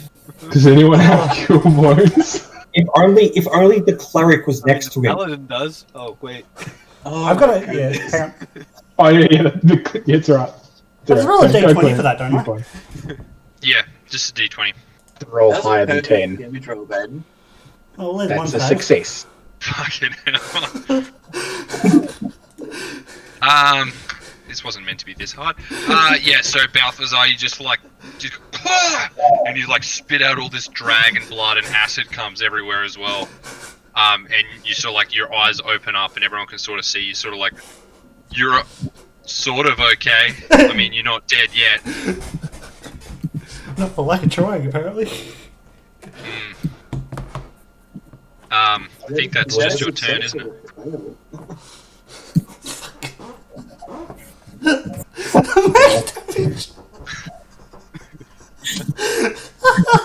Is that all you can do? Yeah, if he's doing death saving. I'm He's doing death dying. saving throw. What more do you want Alright. to do? Roll over a couple of times? I don't know. Yep, so these vine dudes sort of like start moving a bit closer. Can't really do a great deal. This one's sort of clambering down the mountain. He seems to be doing it with ease. And that's their turn. Richland, you're up. Alright, I'll just shoot at that one again. Are you sure you don't want to hit Balthazar and beat everyone else? Please be doing it. Oh, Yeah, no, if he takes the damage, doing he's enough dead. on his own. Oh, that's good. Oh, nice. Hey, Thor, have you tried doing that? Hit. Just a little nat 20. Who are you hitting? That one. The Yeah, 10. cool. Alright, yeah, that's definitely a hit. And I'm going to just take a few more steps back that way. Alright, so you just like, you pull out, you go for your, an arrow, and you just like, you bring out 2 instead of the 1. You're like, nice, and you pull back and just let fire, and these 2 just like pierce it straight in the chest and pins it more to the rocks. The vines are sort of shriveling, but this humanoid sort of thing still on the rocks clambering down. But it looks like he's struggling. Don't let those guys get close to you, they'll fuck you up. Yeah. Alright, that'll do me. That's a Yep. big part of the reason why Balthazar didn't have enough health to handle a Yeah. axe to the neck. Yeah. Hector, you're up, bro. Hector walks over to Balthazar. He gets down on his knees and he picks up Balthazar in one hand. In the other hand, he reaches down into his crotch and pulls out a bottle of oil and flips it open. He pours it into his mouth, chanting, "Cure, baby, cure." And I cast Cure Wounds at a 2nd level, using a 2nd level slot, because it kind of needs it. Cool. Very good. So, Put that spell Isn't up for that me so I can read it. necessary? it's 8 plus. I gotta swap the thing over. It's annoying. So if you do this when someone's rolling death save throws, how... So I'm casting it for. I roll 2d8. Yep. And he gets 2d8 plus 4 because he gets 2 plus the spell's level. Yeah, so the 8 to the spell level, so you got 2d8 plus 4. So that's the first. That's the d8 plus the spell level, plus 4 for the second d8, plus my natural life score, which is 2 plus the 2 spells level, because I cast it as 2nd level, so he gained an extra 4. So in total, he gets back 16. 16. And Yep. because he was doing death save rolls, that doesn't really matter. That just resets altogether. Just resets and He gets was healed. at 0, he gets whatever points, and he's conscious again. Yeah, sick. So Okay. he's I think I'm on still the ground. prone. I think, yeah, I'm still prone. Yeah. Yeah. We're still prone The being magic traded- doesn't magic you on your feet. Yeah. Yeah. Yeah, cool. So you basically give some good healing jujus to Balthazar. Yeah. Who's just coughing up blood and acid sort of thing, and just staring at like this axe in his neck that just sort of like sitting there. What the fuck, Thorag? Sorry. Is that your turn, Hector? Bonus action. Does a 14 hit? You going for the closest one? Yes, it does. It takes another 10. Yeah, so you just keep like spinning and spinning and spinning, and this thing's just getting super churned up, and it's barely standing. Like bits of vines are writhing around, and he's barely keeping a humanoid figure. And then we'll move on to Revan. If I can miss this time. I'll do the same as Rishlin, and I'll throw an Eldritch Blast at Mr. Walkie down the mountain man. And cause another avalanche. Yay! 2. I think that's a hit. That's a hit. Roll for damage. I'm sorry, Tosh. Yeah. I did something. That's a big 10 damage. Oh, I could do better. Nice. Good kid. Damage. So yeah, you blast this thing, and you sort of just like boots and blast it into the rocks, and more rocks just sort of like fall all over it, and it disappears. And as far as you can tell, you just blew it up into a bunch of vines. Then I'll just merrily saunter my way this way, thinking I've done good.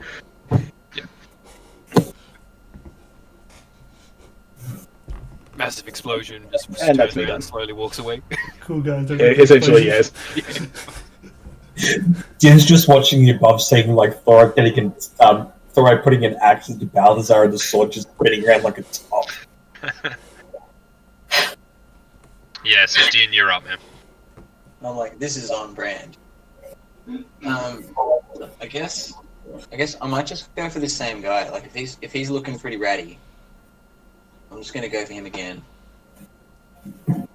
Wait, which one are you going for? The same one. This one. Spaghetti Man. The one that's getting chopped up by the sword. Yeah, the one that's nearly dead. I'm like, he's close enough to reach Thorag in the next turn, so I'm like, I'm gonna take him down. Well, maybe Thorag needs a bit of discipline. Come on now. Redberg, no Oh, mind. nice. Oh no! And Balthazar gets shot with an Hey, arrow. Hector's in the way! Hector's in the way! This is going to be rep from the text this hit. There's not really anyone in the way. There's a lot of people in the way.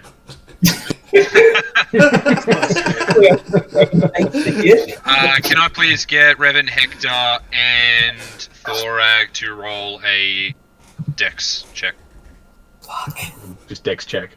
Dex check? Dexterity. Roll dexterity roll. 15.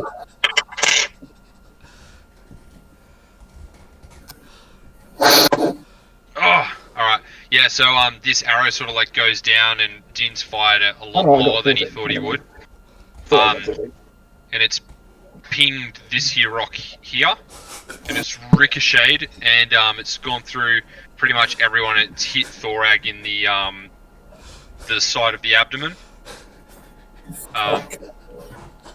Roll damage. We're doing more damage to each other at this stage. If it's a ricochet, surely it's minimum damage. Oh, So yeah, it just basically cuts into, pierces through his armor and hits Thorag in the abdomen, deals him 7. Why can't you guys do that to the sword? Balthazar's just lying on the ground laughing. And the DM heats mushroom. Look, just because you want to emulate Venusaur by spinning around doesn't mean you should. It's Beyblade. That was still a 9 though. It's pretty good. Yeah, it's plus. Yeah, is that your turn? Yeah, that's me. Alright. This needle blight is still like screeching after like dodging the battle axe, and it's seen what's happened.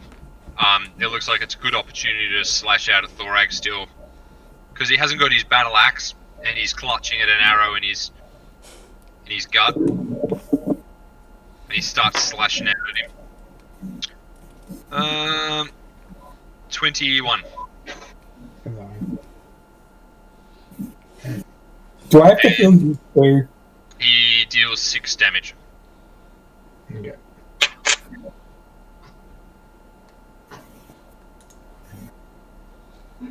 and he's screeching. He's just like slashing at you.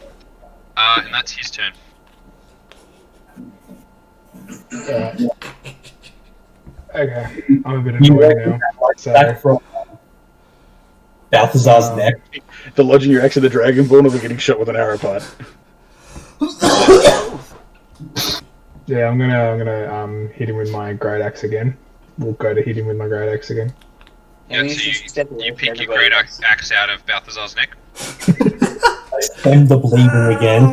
Let me just borrow this. Oh, thank God. That was in that one So you again. basically you put a boot on Balthazar's chest, on his plate chest, grab the axe, and you sort of just like yank it out of his neck, and take a swing, turn around and take a swing at the needle. Blight, and it does deal damage. So roll for damage. Oh. And you sort of just like real sort of clumsily, you sort of just like you yank it out of Balthazar's neck, and then turn around and you just like lob off the top of its head, and it just bursts into a bunch of twigs and falls on the ground. Nice. Oh. Okay. Your turn. It's Balthazar's turn, isn't it? Yep, my Cool. turn, I guess. I'm gonna You're get up, up and Balthazar. move over here to fuck away from Thorag Yeah, so you use 15, One 15 time. feet, to get 15 up. feet movement to get up, and then move 10.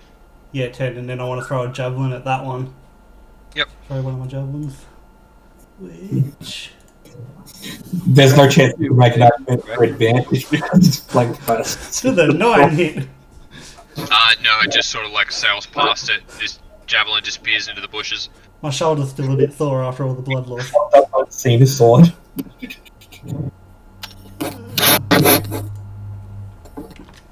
Yep, that's your turn. Yeah. Alright, these dudes are just getting closer and closer.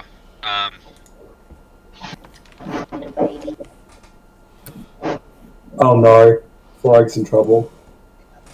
And I think that. Ooh.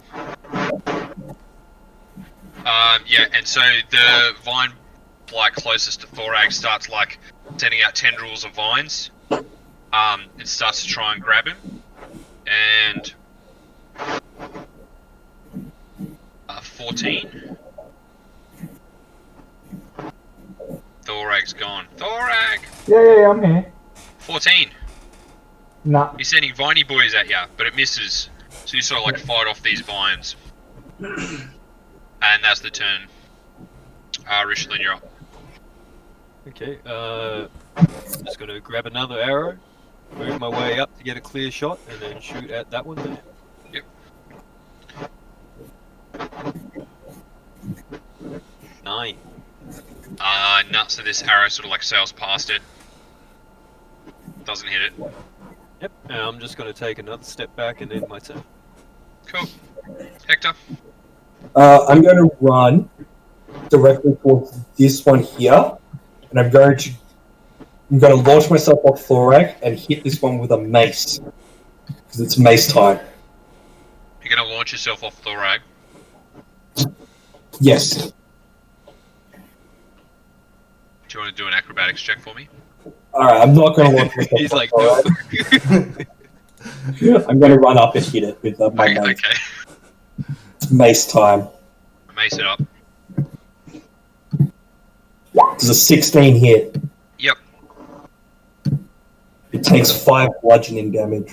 Yeah, so you're just like bashing this vine as well, and it just sort of like falls apart and withers as well. For my bonus action, I'm going to move Cena Sword here and attack. Mhm.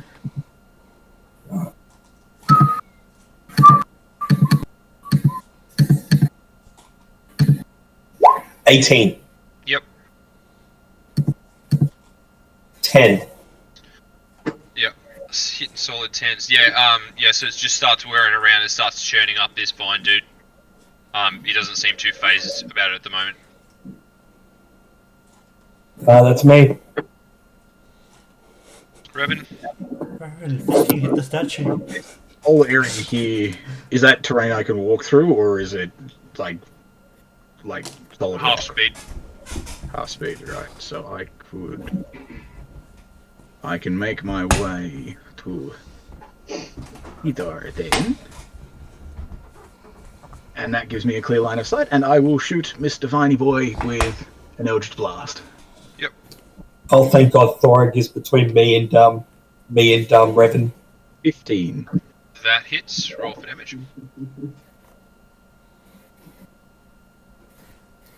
Yeah, sweet. So you just blast it with Eldritch stuff. Can't imagine it as good as I can a fireball, but you hit it with Eldritch blasty stuff. And it's sort of like it's getting chewed up by this sword. And you're like, "Putz!" And just like sort of like has a spasm sort of thing. And you hit it for 8 damage, but it's still standing. That's It's basically for my turn. Did I'm up. How clear is my line of sight on these guys? you've got a good line of sight as long as you shoot correctly. Sweet. What's the chance of getting a nat 1 twice in a row? I go for another shot. Pretty high I after saying shout. that. 1 over 20 times 1 over 20. 1 in 400 chance. I shout, heads up. We all watch this arrow. That hits. Cool.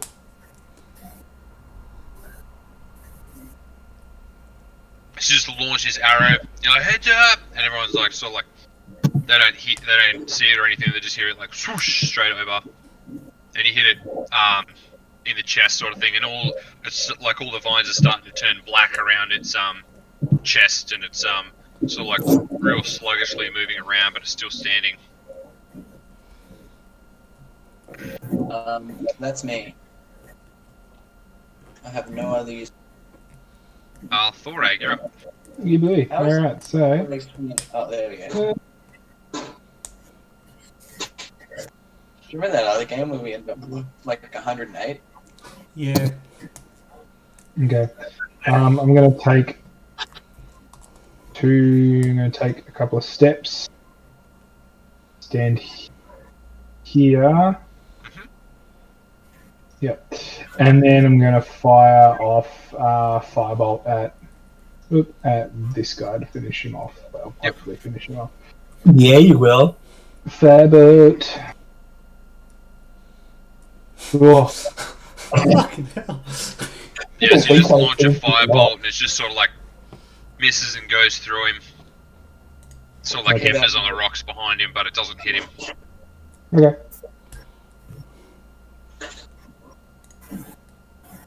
That's the end of my turn.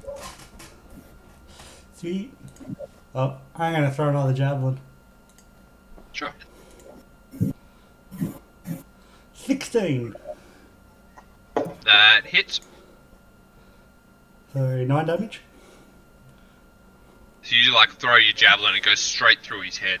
The vines just start falling around your javelin. Javelin drops to the ground, and the rest of the vines just sort of like wither away, black, and die, and then wither back into the bushes, sort of thing. And it falls over in a heap. Cool. I'm gonna retrieve all my javelins. All 2 of them. Wait, he hasn't ended combat. And then peace falls over the forest again, and you don't hear any rustling in the trees after that. The mist is still there, covering the ground, sort of thing. But yeah, it's getting quite dark now, and you're still in this ravine. I would like to pick up the sticks of one of the needle blights. Sure. Cool.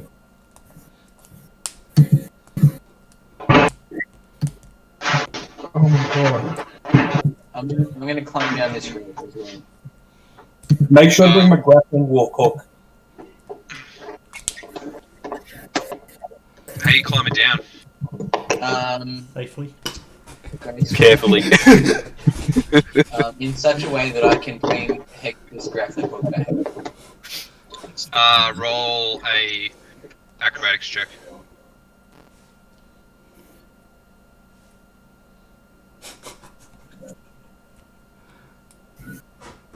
Just like sliding down. Yeah, so you're sort of like awkwardly sort of like climbing down. You grab the hook and awkwardly sort of like shuffling down the face of this cliff. It's not too bad to get down, but you sort of struggle on the way down. But you get down to the bottom with the hook. I'd like to just take a quick look around along the path to see if there's any other footsteps or signs that maybe some of these vines have got to some other adventurers. I'm going to look back at the path and be like, why was there an avalanche? I want to retrieve my javelins. That was there the whole time. What are you talking about? We just got locked in. It happens. Back up to 6. Cool. Yeah. So you've basically seen the way you've come is blocked off with an avalanche. Some of you aren't sure how that happened. You heard the rubble fall. Revan's fully aware of what happened. And you can see, like, this path, it's fairly well worn into the ground. Like, it looks like this may be one of the only, or the one of few passageways to go further down into the forest. So it looks like it's a bit of a bottleneck for traffic, whatever it is. So there is a bit of a track going along. Yeah, I was also looking to see if there's been like any bodies dragged off the track or anything by these creatures, more so than. It's pretty misty. You can't really see much. If anything's died and been dragged off here, it's probably what's making all the shrubbery grow pretty tall. Okay. Yeah, not too sure. I'm going to propose that we get the F out of this ravine.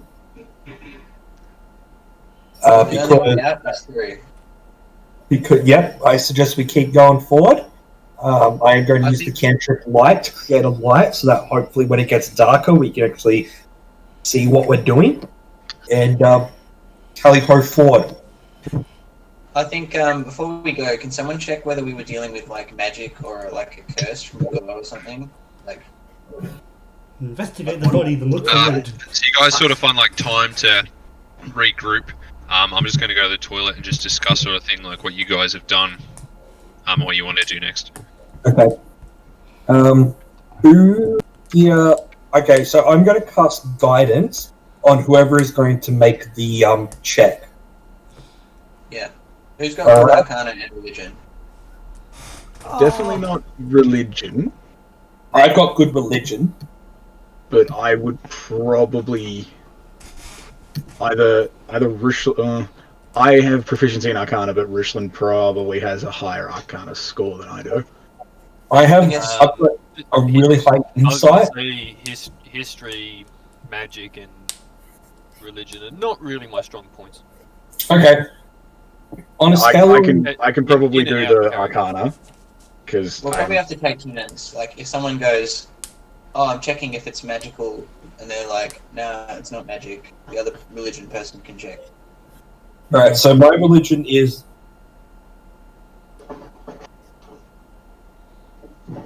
You seem pretty religious, I will say. yeah. I feel like that I might be the most religious here. Well, I'm Like focusing on our the cleric. roles, Hector would be the most religious. Revan would probably be the most Arcana inclined. Alright, so I am going to grab you on your shoulders and I'm going to look deeply into your eyes and go, You have got this. I believe in you. You've got this. You are good to go. Yo. Which allows me to do this cantrip.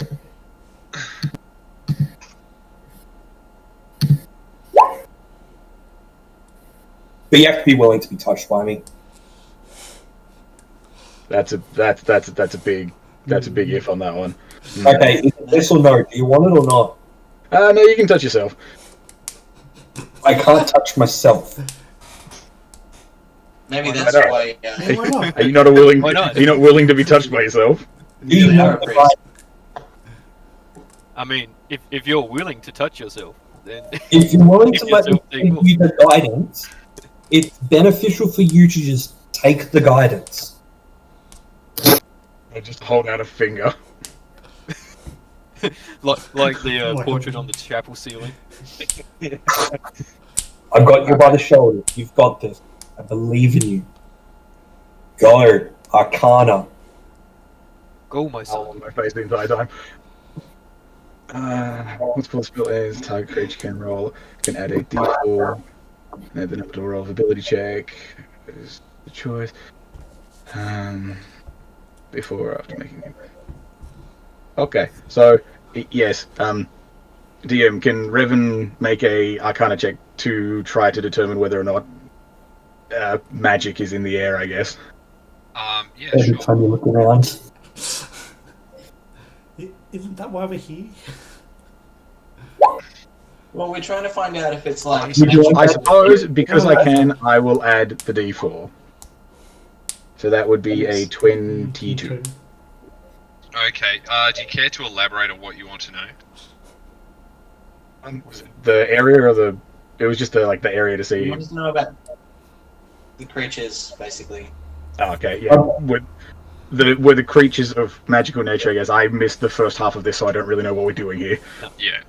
That's why I sort of said for the guys to fill you in. Yeah, although there wasn't much filling in of anything. Yeah. From your magical studies of being a warlock, Warlock.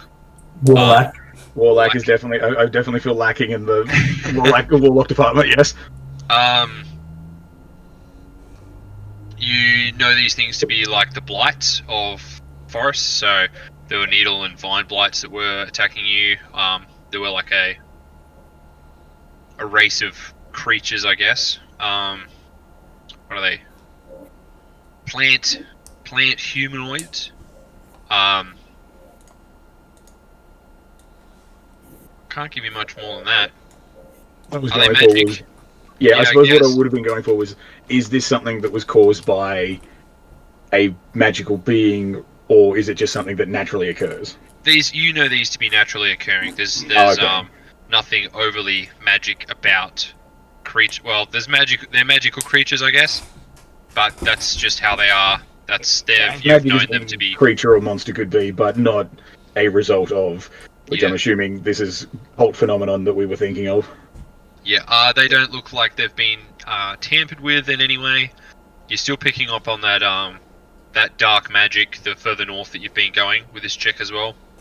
You feel a slight presence of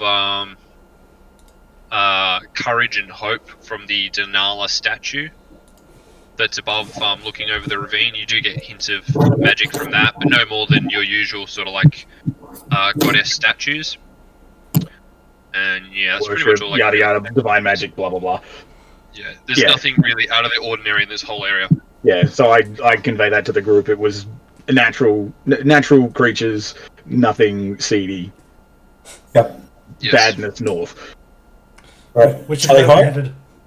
Yeah, should we find a place to crash for the night? Because it's coming Yes, into night time, isn't it? I would prefer we at least try to get to a place that's out of this ravine, which is why I have this hanging in. So, do we want to get running, or do we just want to stay here and choke on black smoke? Let's try and find So I somebody. would suggest, if that is the case, dark vision people up front, light spell, and everybody else back 15, 30 feet. Both. Because if there's anything in front of us that wants to attack Or us, sneaking up behind us. They will probably Actually- not notice the people with dark vision in front, and only the people behind with a giant beam of light. Well, I'll go last then with the light. Todd, do you reckon you could pop another cure wounds on me, just because I'm less He's a than little half my health, and I'm dark, and I have dark vision, so I can go first. Yeah, I gotcha. Cheers. I have to cast it as a level 1 spell though, because I am out of level 2 spells. Oh, okay, alright, no, that's fine. Thorag to take lead. Or he will take lead, I'll be up there with him. You will gain 10. And 10, thank you. Cool. Richland, you probably want to stay near Hector for not being able to see good at night.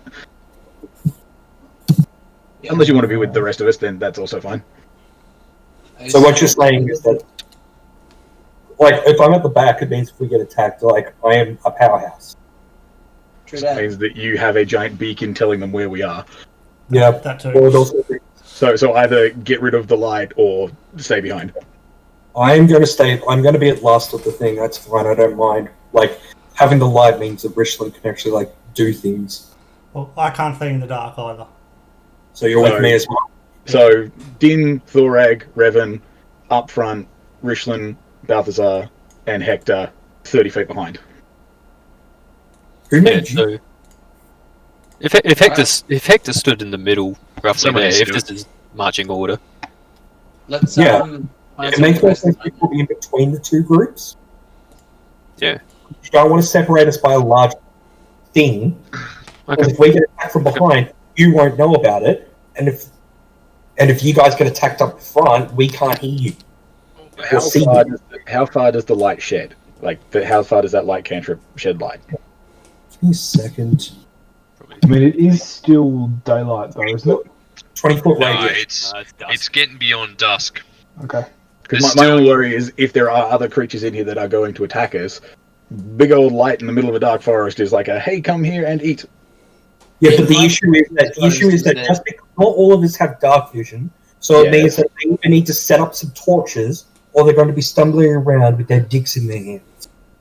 Tripping over roots So- is a great way to So Richland and Balthazar either need to bring a torch, or they're going to have to deal with the fact that I've got a light cantrip, and the rest of you can either be a little bit further ahead outside of the 40-meter radius. Yeah, so you guys can scout ahead if you want, and then we'll just Yeah. sit back. You guys to are in say. a forest, not a cave. So the light that's coming through, the sun's gone down, but there's enough light from the moon in glimpses. You're not going to like trip over anything or Yeah, anything oh, like cool. that. You guys can see.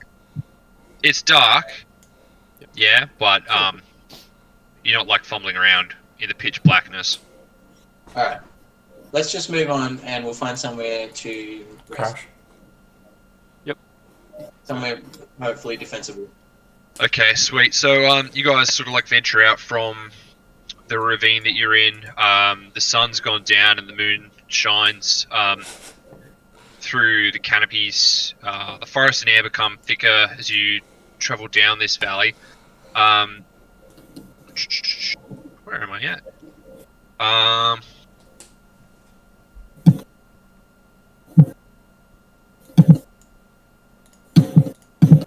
Oh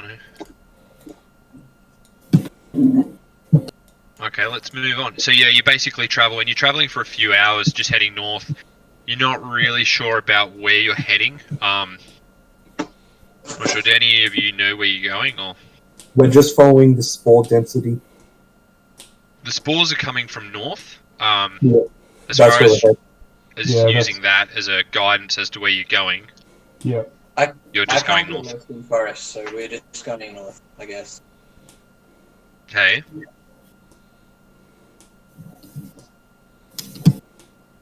To the north, Repeat that, middle, didn't we? Couldn't hear you properly. Hey? Could you repeat that? We couldn't hear you properly. Yeah. I'm just saying, like, I can't get lost in forest except by magical means, so unless something's, like, trying to get us lost, we're just going north, I guess. Yeah, I'm just trying to get out where are you guys actually going. That's all. We're just trying to find the source of the corruption. Yeah, I suppose with that Arcana check, you were saying that there was dark magic north of us. I would try to steer them towards that area. Yeah. So just for like Revan and Richland's view, these spores, these black spores sort of thing, are still drifting from the north. It's not like you can see a big plume in the air where it's coming from. Everything's sort of like just dispersed. dispersing down. You can feel it coming there, and the more north you head, the deeper these sort of like spores get, and more dread you feel as you wander through the forest. I didn't judge via like the way that the wind blows or anything like that, where a more centralized location would be for them. No, you guys don't really know. It's pretty like the forest. You're not sure how much longer the forest goes for, or what's up north, or anything like that. You've passed the point of your known whereabouts, I guess. Yes, I suppose we would just head north towards the dark magic presence that I felt, and I guess the general spore Northerly north, keep a direction. lookout. thing. So you guys are traveling, and it's almost probably about midnight. You guys keep traveling, and you sort of haven't really found what seems to be a safe spot. Like everything seems similar. Then the ravine that you've just passed through. Everything seems pretty dingy, dark, and unsafe. There's a lot of rustling and stuff coming from every direction, and you're all pretty much on edge, feeling really lethargic and hungry. You stumble out into some grounds where you're not heading down anymore. Like it's a slow descent, sort of deeper into this valley, larger valley sort of thing. And it flattens out, and you can sort of see slight clearing. Clearing as a dense forest can be.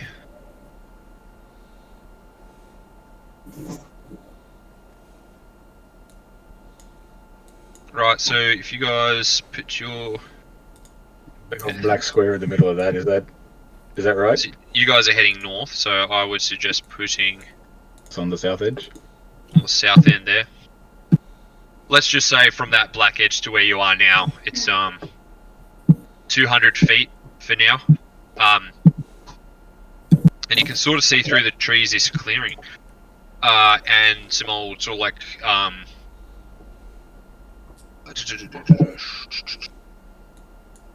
so several rundown structures, and there's a few like cotton sheets and barrels sort of like scattered around the outside of this structure. It looks really dilapidated. And you hear this sort of like heavy breathing and strange noises coming from like internal of this little structure. And there's like little flickers of light as well. Heck, did you still have your light up? Yes. As soon as I noticed the breathing, I tell you to put it out. Alright, sure. I put a cloth over it. Did we get someone to sneak in and scout the area? Yeah. So I've got a ritual spell called Augury. We can use it to see if we should enter, like whether it be good or bad if we enter the structure. to cast it as a ritual. There, but it will tell us. So the structure is more like let's say where you are now, you're about 100 yards or however a fair distance away. Enough you can see like what's happening. There's like these they're not like ruins as such, but they're falling apart buildings, and there's old walls and shit like that, and broken stuff around. Yeah, but you hear this really heavy like breathing coming from like the central mass there. It doesn't look like an actual structure of stuff with like a roof. You see a sort of glow coming from the area. So you're sort of at a safe distance, and nothing's changed. You've waited there for 2 minutes and nothing's changed, so... I am going to prepare the ritual augury for 10 minutes in order to determine whether going into that structure is weal or woe. I'm going to use my holy symbol and the brooch and the twigs from the dead needle blight as the divination tools. Can you show me the spell again? Sure. He's doing that. I say to Din and Richland, Thorag, and Balthazar, what do we think? Should we try to sneak a peek? I think we should try and sneak a peek, but I don't think I should be And the then one to they go. realise I'm about 30 feet No, ahead. probably. That's the blind human. Let's wait until my augury finishes before we do anything, because Din, do you have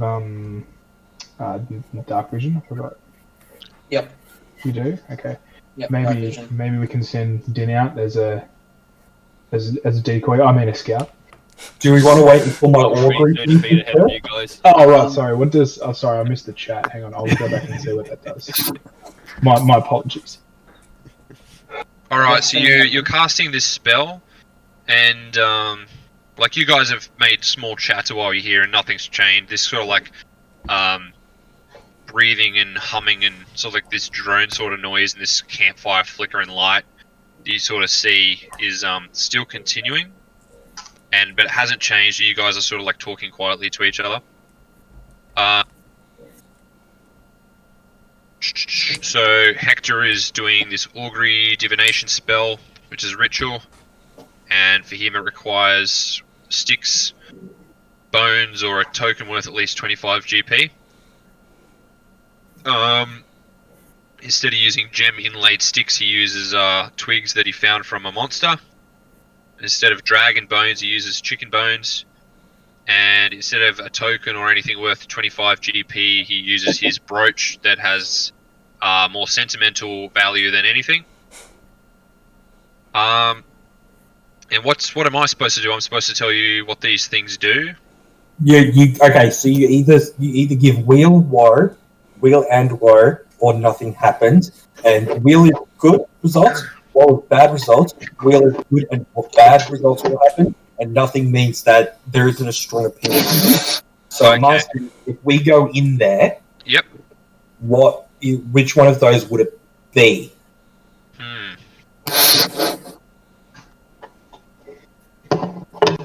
about 40 feet ahead now.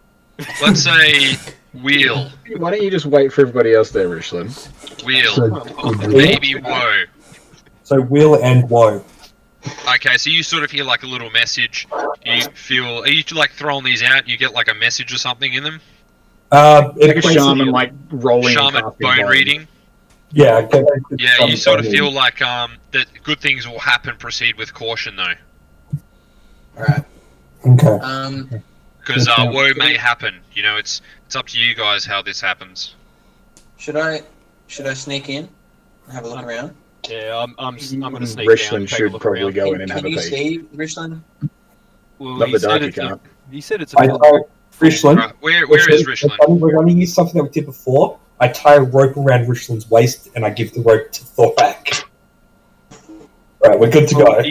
He said it's a full moon and it's not pitch black, so I don't know if I'm... Yeah, so you can see. Roll stealth. With Richland.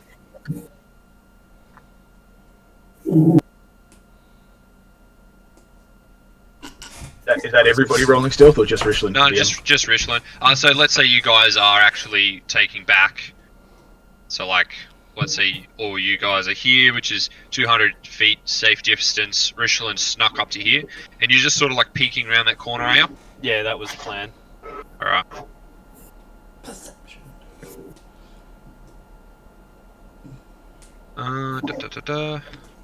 Fucking Doty being shifty. Yeah, at least I don't hit my friends with axes. So you're peering through here, and you can sort of see. Just trying to work out how much you can see.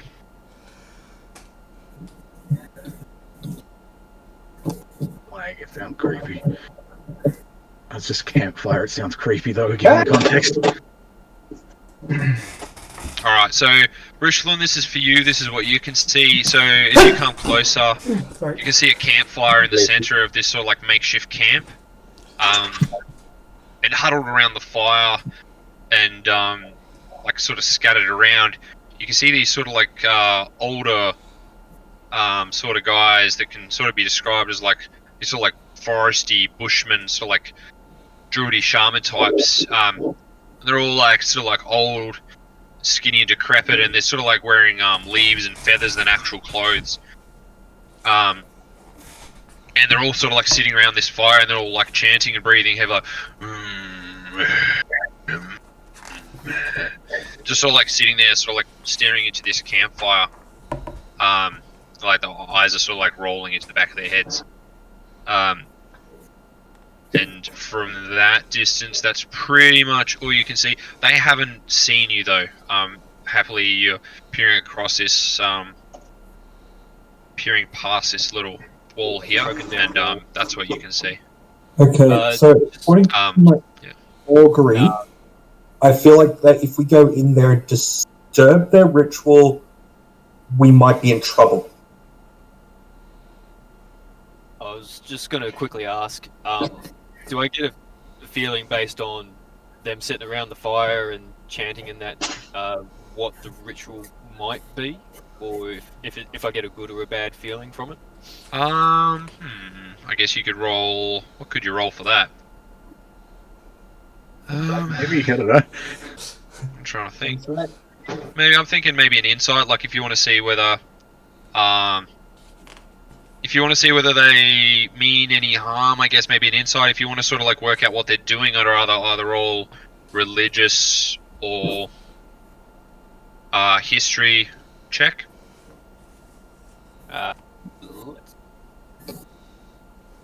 Let's go inside. A 10. So you're not really sure whether these guys will cause you harm or whether they're good or bad. They just sort of seem really sort of out of it at the moment. Alright. So I'm just. You're not too sure what they're doing. Yeah, based on that, I'm going to sneak back and tell the guys that there's a few of them sitting around a fire doing a spiritual ritual. From what I can gather, I can't tell if they mean any harm or not. I think that according to the augury that I had, which stated whether that going in there would be good and bad, I believe that if we disturb their ritual, it'll be bad for us. So I've got a feeling that maybe we should not go in there and maybe just hunker down for the night. I'm pretty sure these dudes are just smoking hashish. So like the last time we listened to you about trusting someone, we fought a water hag. I'm just and we won. Just going to say that We I only killed saw a water 3 of hag. them go, and ask if you guys want me to go back and take a better look around, because it was just a quick glance. On the right side, I'll go around the left side, and we can meet on the opposite end. I feel like we should just move on, guys. I don't think we should disturb them. Pretty sure you said that it said good things were going to happen. With caution, so it could be don't attack them. They're friendly. Don't punch them in the face. Could also mean they'll do us harm, but they have nice items that and Rub money your balls on their backside. I don't know. I Teabag. might want. I might want the money and stuff that they have. That's good. I'm gonna go back down and take a look. But just to go back to that augury spell you cast, with the action of going in there, it was wheel, so good results. Like depending on what happens, woe as well. So it was more of a you got a like a sign of caution sort of thing. Yeah. Like just be careful about what you're doing. But if you go in there, good things will happen.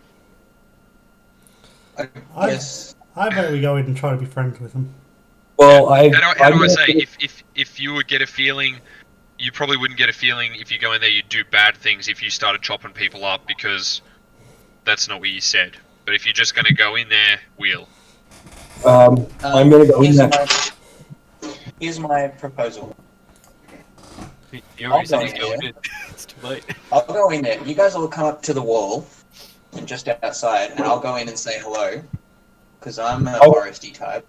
I will come with you only because it's better to go in groups of 2 than 1. Because if you get attacked, you're going to be hurt badly if you're by yourself. I'm just going to run away if I get attacked, and I'm going to sing out to you guys. Because I'm going to go in there anyway. Boys. He will sing as he runs. So what's happening, Richland? Are you going up? I've just gone around sort of the other side to take a look. Yeah, you haven't approached from the centre though, have you? No, I've basically gone to the tree where I got to the last time, and then I've just gone left and basically gone. Yep, there. I'm happy to keep your original stealth While sort of roll as it was 26. Well, it's 26, but also because you're sort of just doing this as one reconnaissance. Yep. Hey, what's happening? doing that, can I try to make my way like up behind this wall up here just to get a glimpse of the far end area? Yes, you'll have to roll for stealth though. Okay, I will do that. It is in skills, I believe. Yes, it is. Oof. I'm not feeling very stealthy. I'm I'm feeling a little bit stealthy. I'm gonna stick with Revan. Well, I'm walking into the building. Alright, With my we're gonna 8 walk stealth, I get to. You guys move all around come up there. close behind us. So that I'm not sure what you guys are doing anymore. Anyway, Revan's like sort of like bumbling around. Balthazar's being super sneaky behind him. With I'm gonna disadvantage stay where I somewhere. am with. What are you guys doing? We're gonna I'm go into the circle. Okay. Who?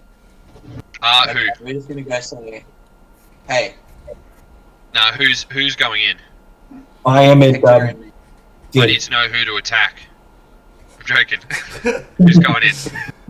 Me and Hector. I'm joking, but I'm not. Okay, yeah, alright, so you guys go in closer around this, and you can basically see this whole camp. I'll just sort of like reveal it.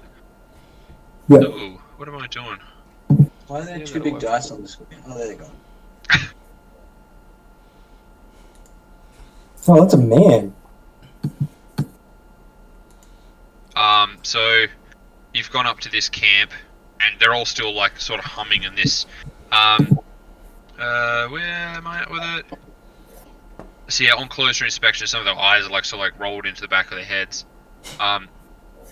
The man sort of like sitting closest on the northern side of the fire.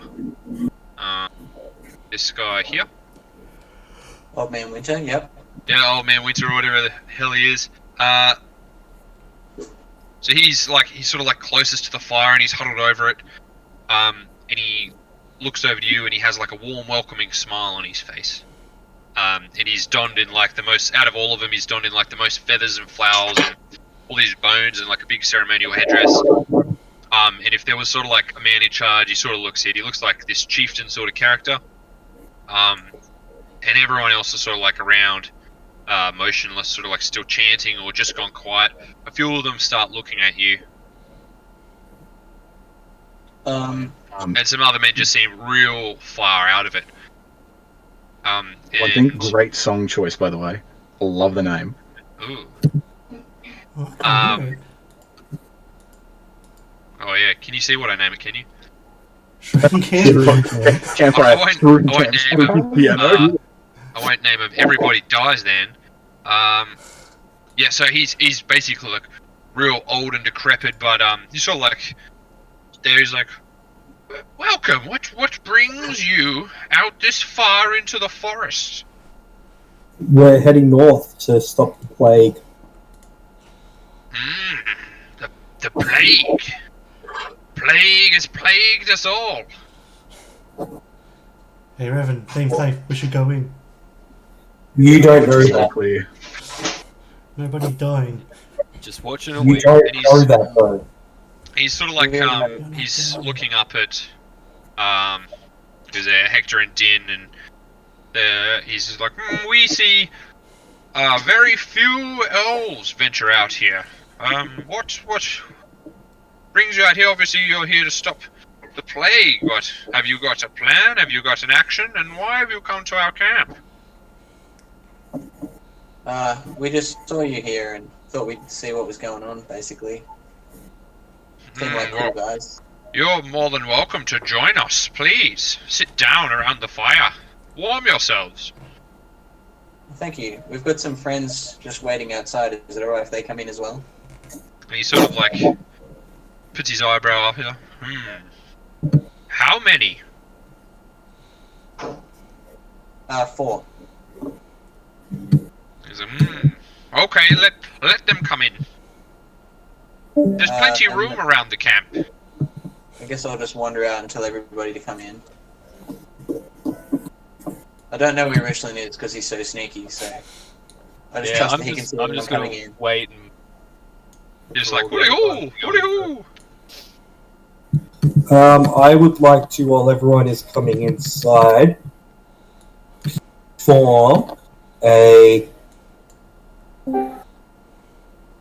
religion check to see if I understand what the what their ritual is. Yep. If it's religion in nature. A 19. So you're sort of looking around, and as far as you know, this is not a religion. This is not a ritual they're doing at all, and this is the sort of like the guys that have been rumored to be out here. You seem to think that these guys are the Shrumans. They are the shamans that sort of like the nomadic shaman men who wander around the Kolisk forest seeking enlightenment. And you sort of see them, and a lot of them seem to be like completely out of their minds. Their brains are cooked. And yeah, you know this is them. And you were actually told by Reese that this was probably the next best. Oh, sorry, not by Reese, but by the guardsmen back before you entered the forest. They said that these guys might be worth seeking out to try and help you. Really fun guys. Can I assist this guy in Orc? Yep. Okay. I'd like to talk to him in Orc, please. Yes. So, you sort of like wander up to him, and he's full orc. He's much bigger than even you are, and he's sort of just sitting there. So he's just got like his legs crossed in front of him. He's got dark olive skin. It's just caked with like dried mud. There's a long black beard, and inside of it, like little berries and flowers, like sticking out of it. And his eyes are just like completely whitened over. Okay. And he's just drooling like between his tusks. Okay, so he's not really... He looks at you and he's just staring like completely through you, and he doesn't look like he's in this realm. Okay. He's just like you just like listen to him, and internally you just hear this Cool. and then the Is this old another mentor- orc? No. No. Hold on. Okay. But the old sort of like dude there, he's like, oh, that's his brother Oral. He's well cooked. You won't get much out of him. Cool. Right, like that one. And the one that's sort of like just there is like a halfling. Looks like a halfling. Well lit. Dilly. Cool. Hector, did you learn anything? It's not religious. They're just high. Do you think perhaps that these could be the Shrumans that we learned about from that guardsman? I believe that they might be. Elaborate on the things that you've learned. I believe that they're probably the Shrumans. And all of you pull out your little notebooks and you look and you're like, oh man, I wish I was taking notes.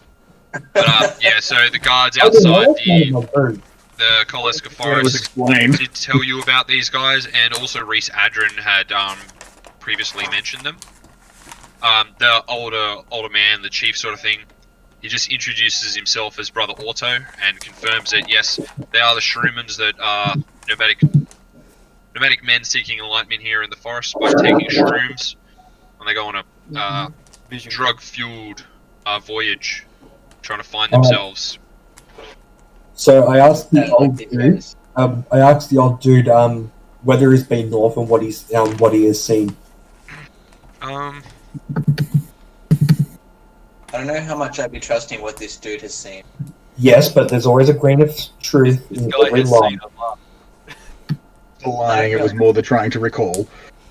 Or the fact that he could have been tripping balls and saw like a purple unicorn flying up a dragon's ass. Yes, but the thing is that even if we get an idea, we can always determine we can always make sense of the ramblings that he makes as long as we decipher them correctly. Just disregarding him may have been high, he's ignorant and stupid. Also, that's not how drugs work. So what are you asking him? I'm asking him whether he's been north and what he has seen / learned. Yeah, so he's sort of like, he says, oh, we've been wandering around. We've been here at this camp for 3 days now, but we were wandering earlier, and yes, we know the plague, all the spores are coming from the north. Deeper in the forest, deeper into the mountains, that's where they're from.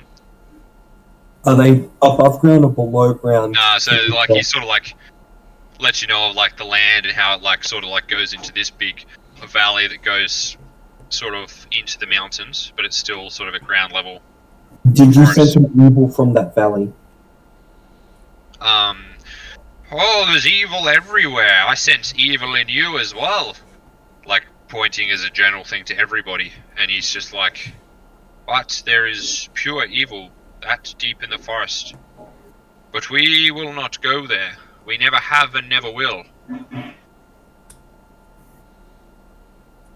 How are you guys surviving in the forest, We get what we need from the forest. even with all the spores poisoning everything? Well, the quality of our food is quite diminished, but we make do. We definitely make do. So he sort of tells you guys, like, they just wander around aimlessly, eating Yeah. shrooms, and yeah, they're all he sort of like tells you that they all have their sort of expertise in their field, but they gave up their old life, and now they're out here, sort of thing. They've given up on society. Would he be able to tell us how far away this valley is? He sort of says that he thinks it's about a 5-day journey further north, Yep. because it is rough terrain. Yep. But there's some say that there's a like a abandoned temple buried in the deepest point of the forest.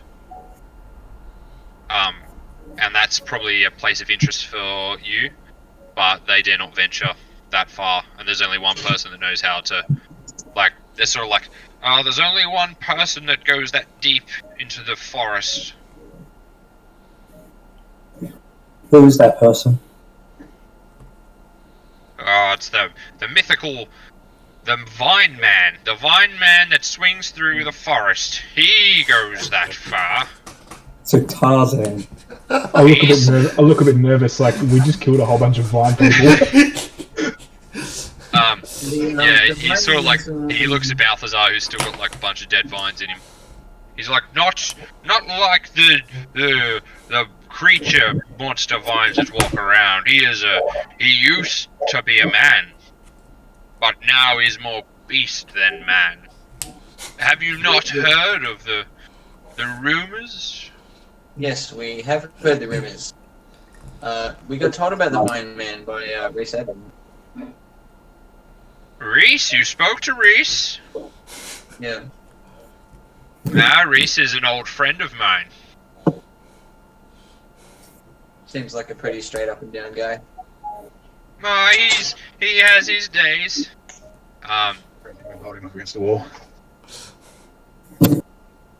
Can we stay here the night before we traverse tomorrow? He's like, you're more than welcome to stay the night, but I feel like you might have, some more things to do before the night is over. He's like, I think we can help you, and you can help us. Well, if we can help you, how can we help? Well, we know where the Viner Man is. Where is the Viner Man? He's deeper in the forest, and you need to summon him, but he's been very naughty. He hasn't had his medication in a long time. Can you give me his Ritalin so that we can go? I just got Monty Python vibes from that. Alright, Life of Tarzan. So he basically sits you guys down, and you're not sure, like you're all sitting around the campfire, Richland's off doing whatever he wants, and everyone's sort of like toning in, and he's telling you the story that happened about 40 years ago with the Vine Man, and he's sort of like telling you the origin of this said Vine Man, and what happened was Reese Adrin actually had a son that had a very like a disease sort of thing, and he went deep into the forest to find the Shroomans to help him. So he basically had a really bad disease, and the Shroomans spliced him together with vines and stuff like that, and the child was saved from this disease, but he was like a disfigured sort of Vine Man, and he was shunned away from Faluna. Oh wait, he's an elf. Never mind. Considered a monster. My Yeah. disc got cut out. Whose son is he? Hello. Reese Adrin. Reese Adrin's son, he got melded into half vine, half man due to a disease that he had, and now he's going to continue. Yeah, That's what but that's cool. yeah, and so they basically said that yes, there's he has gone off, and there's his Vine Man, but he needs to continue to have his this medicine that the shamans make for him. Otherwise, he goes sort of like crazy. And they say if you can help find, well, we can help you find this Vine guy. And if you can help cure him, like give him his medicine, then he will help you to go deeper into the forest. Rad. Sorry? I'm happy with you, or do we have to procure it ourselves? Well, what's his name? He says Brother Oral over there is the only one who knows how to make the medicine, but we know that there are special mushrooms that need to be collected. I guess, which ones? Can you point us to Brother Oral, please? He's the large orc over there. The other one, the one that's not high. This one. The one that's high as a kite. Like they're brain dead. Is there any particular way we can communicate with him? He does not look responsive. Poke, poke. And he sort of just says, like, if you can venture into the section of the forest where they actually get them from, and you bring it back, then he'll make the potion for the Vine Man and tell you how to administer the medicine to sort of like make him regain his mind. Can you please give us a brief description and diagram of said mushroom? He doesn't know. Of what? The He vine, wants a dude. description of the mushrooms. Oh, the mushrooms. So they're quite big. They're like a foot high, and they're bright blue.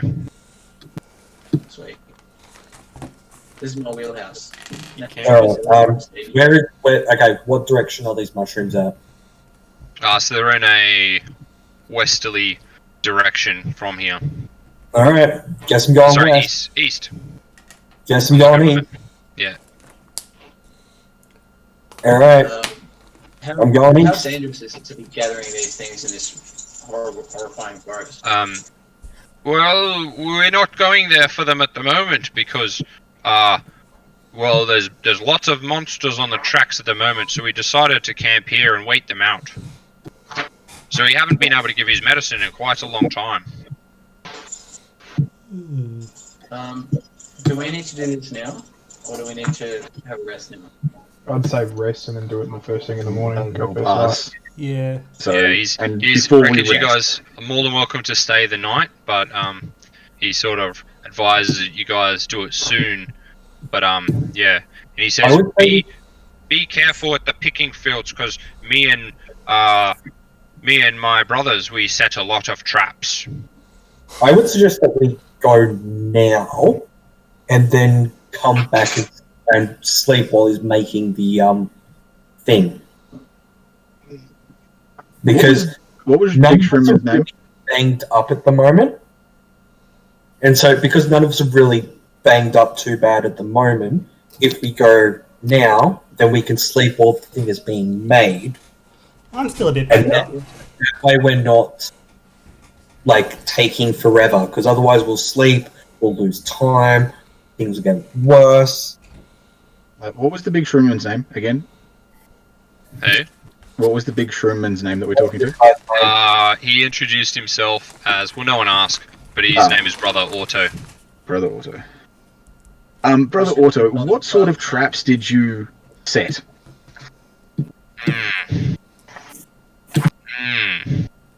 I can't remember. You're better off asking, brother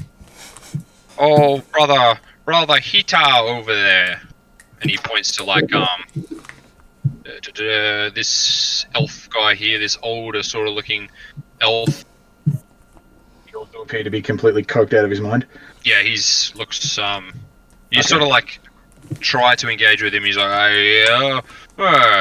So no, Brother we're in the Auto is trap. probably, I don't remember. so Brother Auto is probably the only coherent one at the moment. Yeah, like a few of them sort of have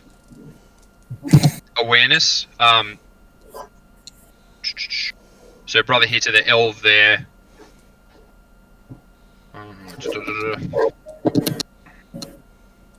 Yeah, no, he's just got like his mud's all covered in hair, and he's talking nonsense and How many like shrooms do you- whispering and stuff like that. How many shrooms do you require for this medicine? Hey, How many shrooms do you, to Brother Auto, how many shrooms do you require for this medicine to be made? he He's says he fine. believes it's just the one. They're Just large the one? mushrooms, so just the one will be fine.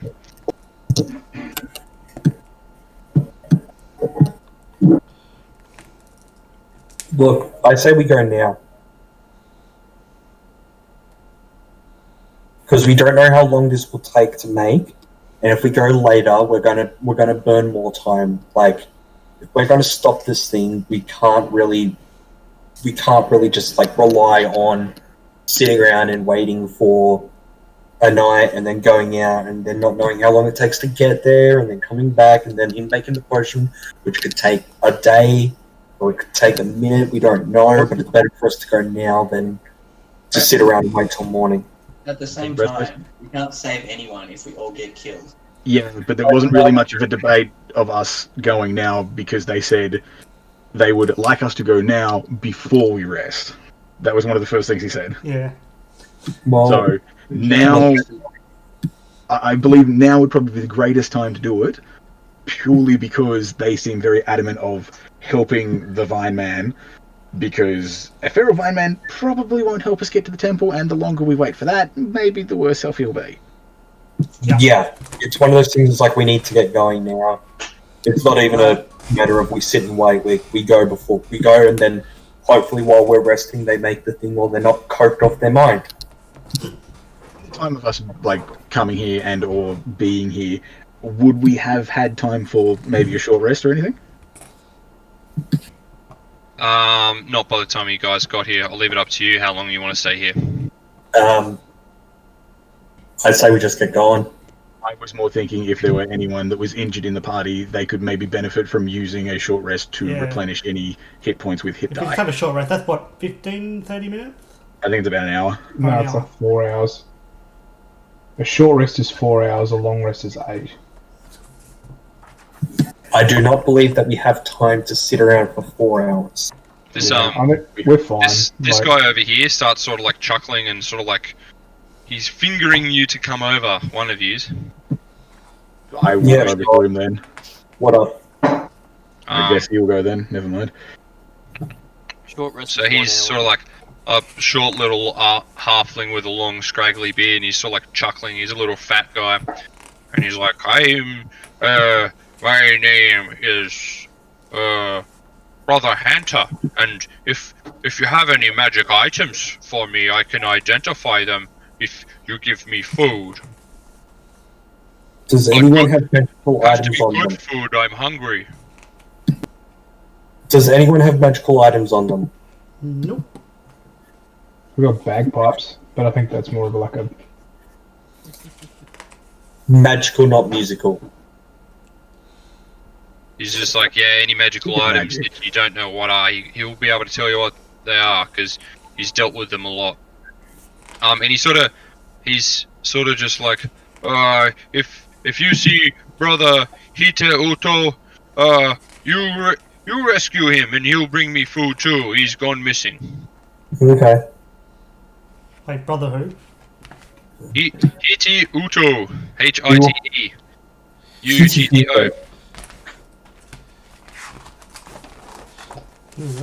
Yeah. Okay.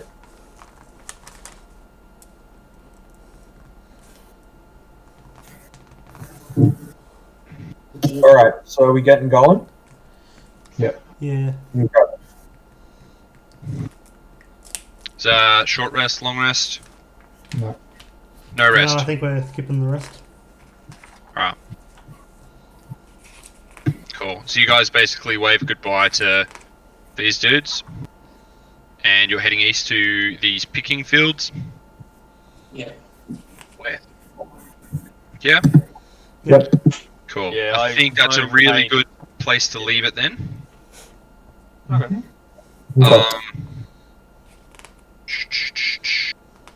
Yes.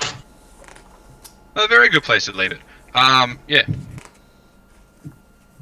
I'll sum up some things right now. I'll give you your experience.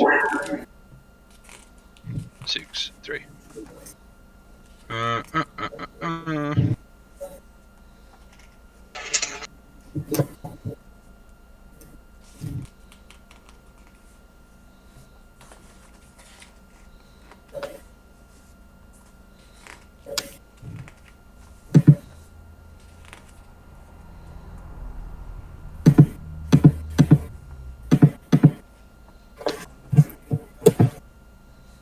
Is anything terribly exciting between the start and when I showed up? We went and bought magical components where we came on the rule for magical component buying.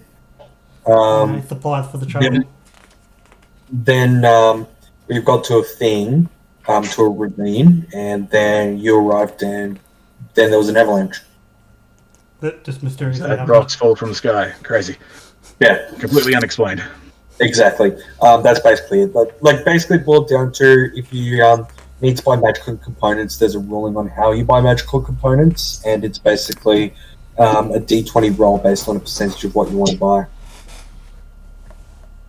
So Yeah, you need you guys to- think of any good way of actually running components and how to buy them? And Well, it's like components for spells, Yeah. or Yeah. well, if typically if you have a spellcasting focus, you don't need any component for the spell unless it requires gold or it has a value of gold.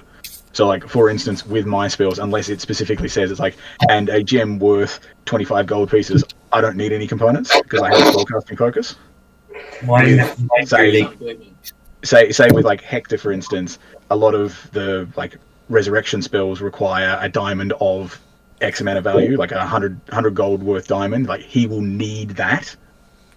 Yeah. But anything else, like for instance, one of my spells was, like say Fireball, for instance, like you needed sulfur and bat guano. If you if you have a component pouch, it's assumed that it's always full. If you have a spellcasting focus, you don't need it. Okay. So I don't have either of those. Then that's on you. Yeah. Normally it would be through your holy symbol, because that's your spellcaster. I have no idea. You should have a holy symbol. Then y'all should probably that. Yeah. That's your focus. Then. That's your spellcasting focus. Okay. So unless it specifically says an item worth so much gold. Yeah. Yes, I think with his don't need Augur, it needs 25 gold pieces. No, it was ore. Oh, So okay. it was components specifically marked sticks, bones, or similar tokens worth 25 gold pieces. So it's like those specific things he would. Actually, no, sorry. That one you would actually need the specific things because it's all similar tokens worth at least 25 gold pieces. So the stuff that you would use for that ritual itself would have to either be the components that you would have to physically buy or have a similar token that is akin to that price. Sticks and bones. Yeah, but they had to. If the DM deems them Legitimately, worth 25 gold made pieces. Sticks worth 25 gold. Yeah. We would have had to harvest all of those bodies properly to get Yeah. 25 gold worth. Like DM did allow it, so that's Yeah, fine. that's- But like, that's it's all. one of those things where it's like, those are spells that you have to prepare for in advance that you would have to talk to the DM about. Yeah. So it's like, Hector thought it worked. Hector thought it would may not have. Yeah, I was getting that feeling. That's why I still went ahead and looked. Yeah. Yeah, so you guys get 250 experience each. I'll take it. Let's go plus an extra 50 on top of that. And I'll award inspiration to Balthazar for doing his job correctly as a tank. Taking everything. So was that 300 in total? Yeah, 300 XP total. Okay. I've lost what my what our current XP should be at. I've got 1870. I got Thank you. 1910. 1910. I've got it at 2310. Yeah, well, So- Rishlin and Revan missed some sessions, Yeah, so we we probably Yeah, also so missed I think a couple Hector, I don't think I've missed anything, Din so and why Thorak. have I got such low? because you don't count good. I don't know. I actually don't. Okay, I'm gonna math kill is that hard. record. That's why we have calculators. I actually don't have a place my experience on here. Great. Is that as in you haven't been adding your experience, or you just don't know where to put it? Just don't know where to put it. We just It's have on your character sheet. It's on the very first page. I can't see it. All the way very at the top, top. next to your So alignment, it- under your background. Yeah, you Huh? might need to click the little gear cog. No, you shouldn't It do should be that. below Oh, it's background. it's Ah, under core. It's in core. It's all the way at the top, like where your So, character so what do name you have is. to up? I've got this at 2310 out of 2700 because that's to the next level up. Thank you.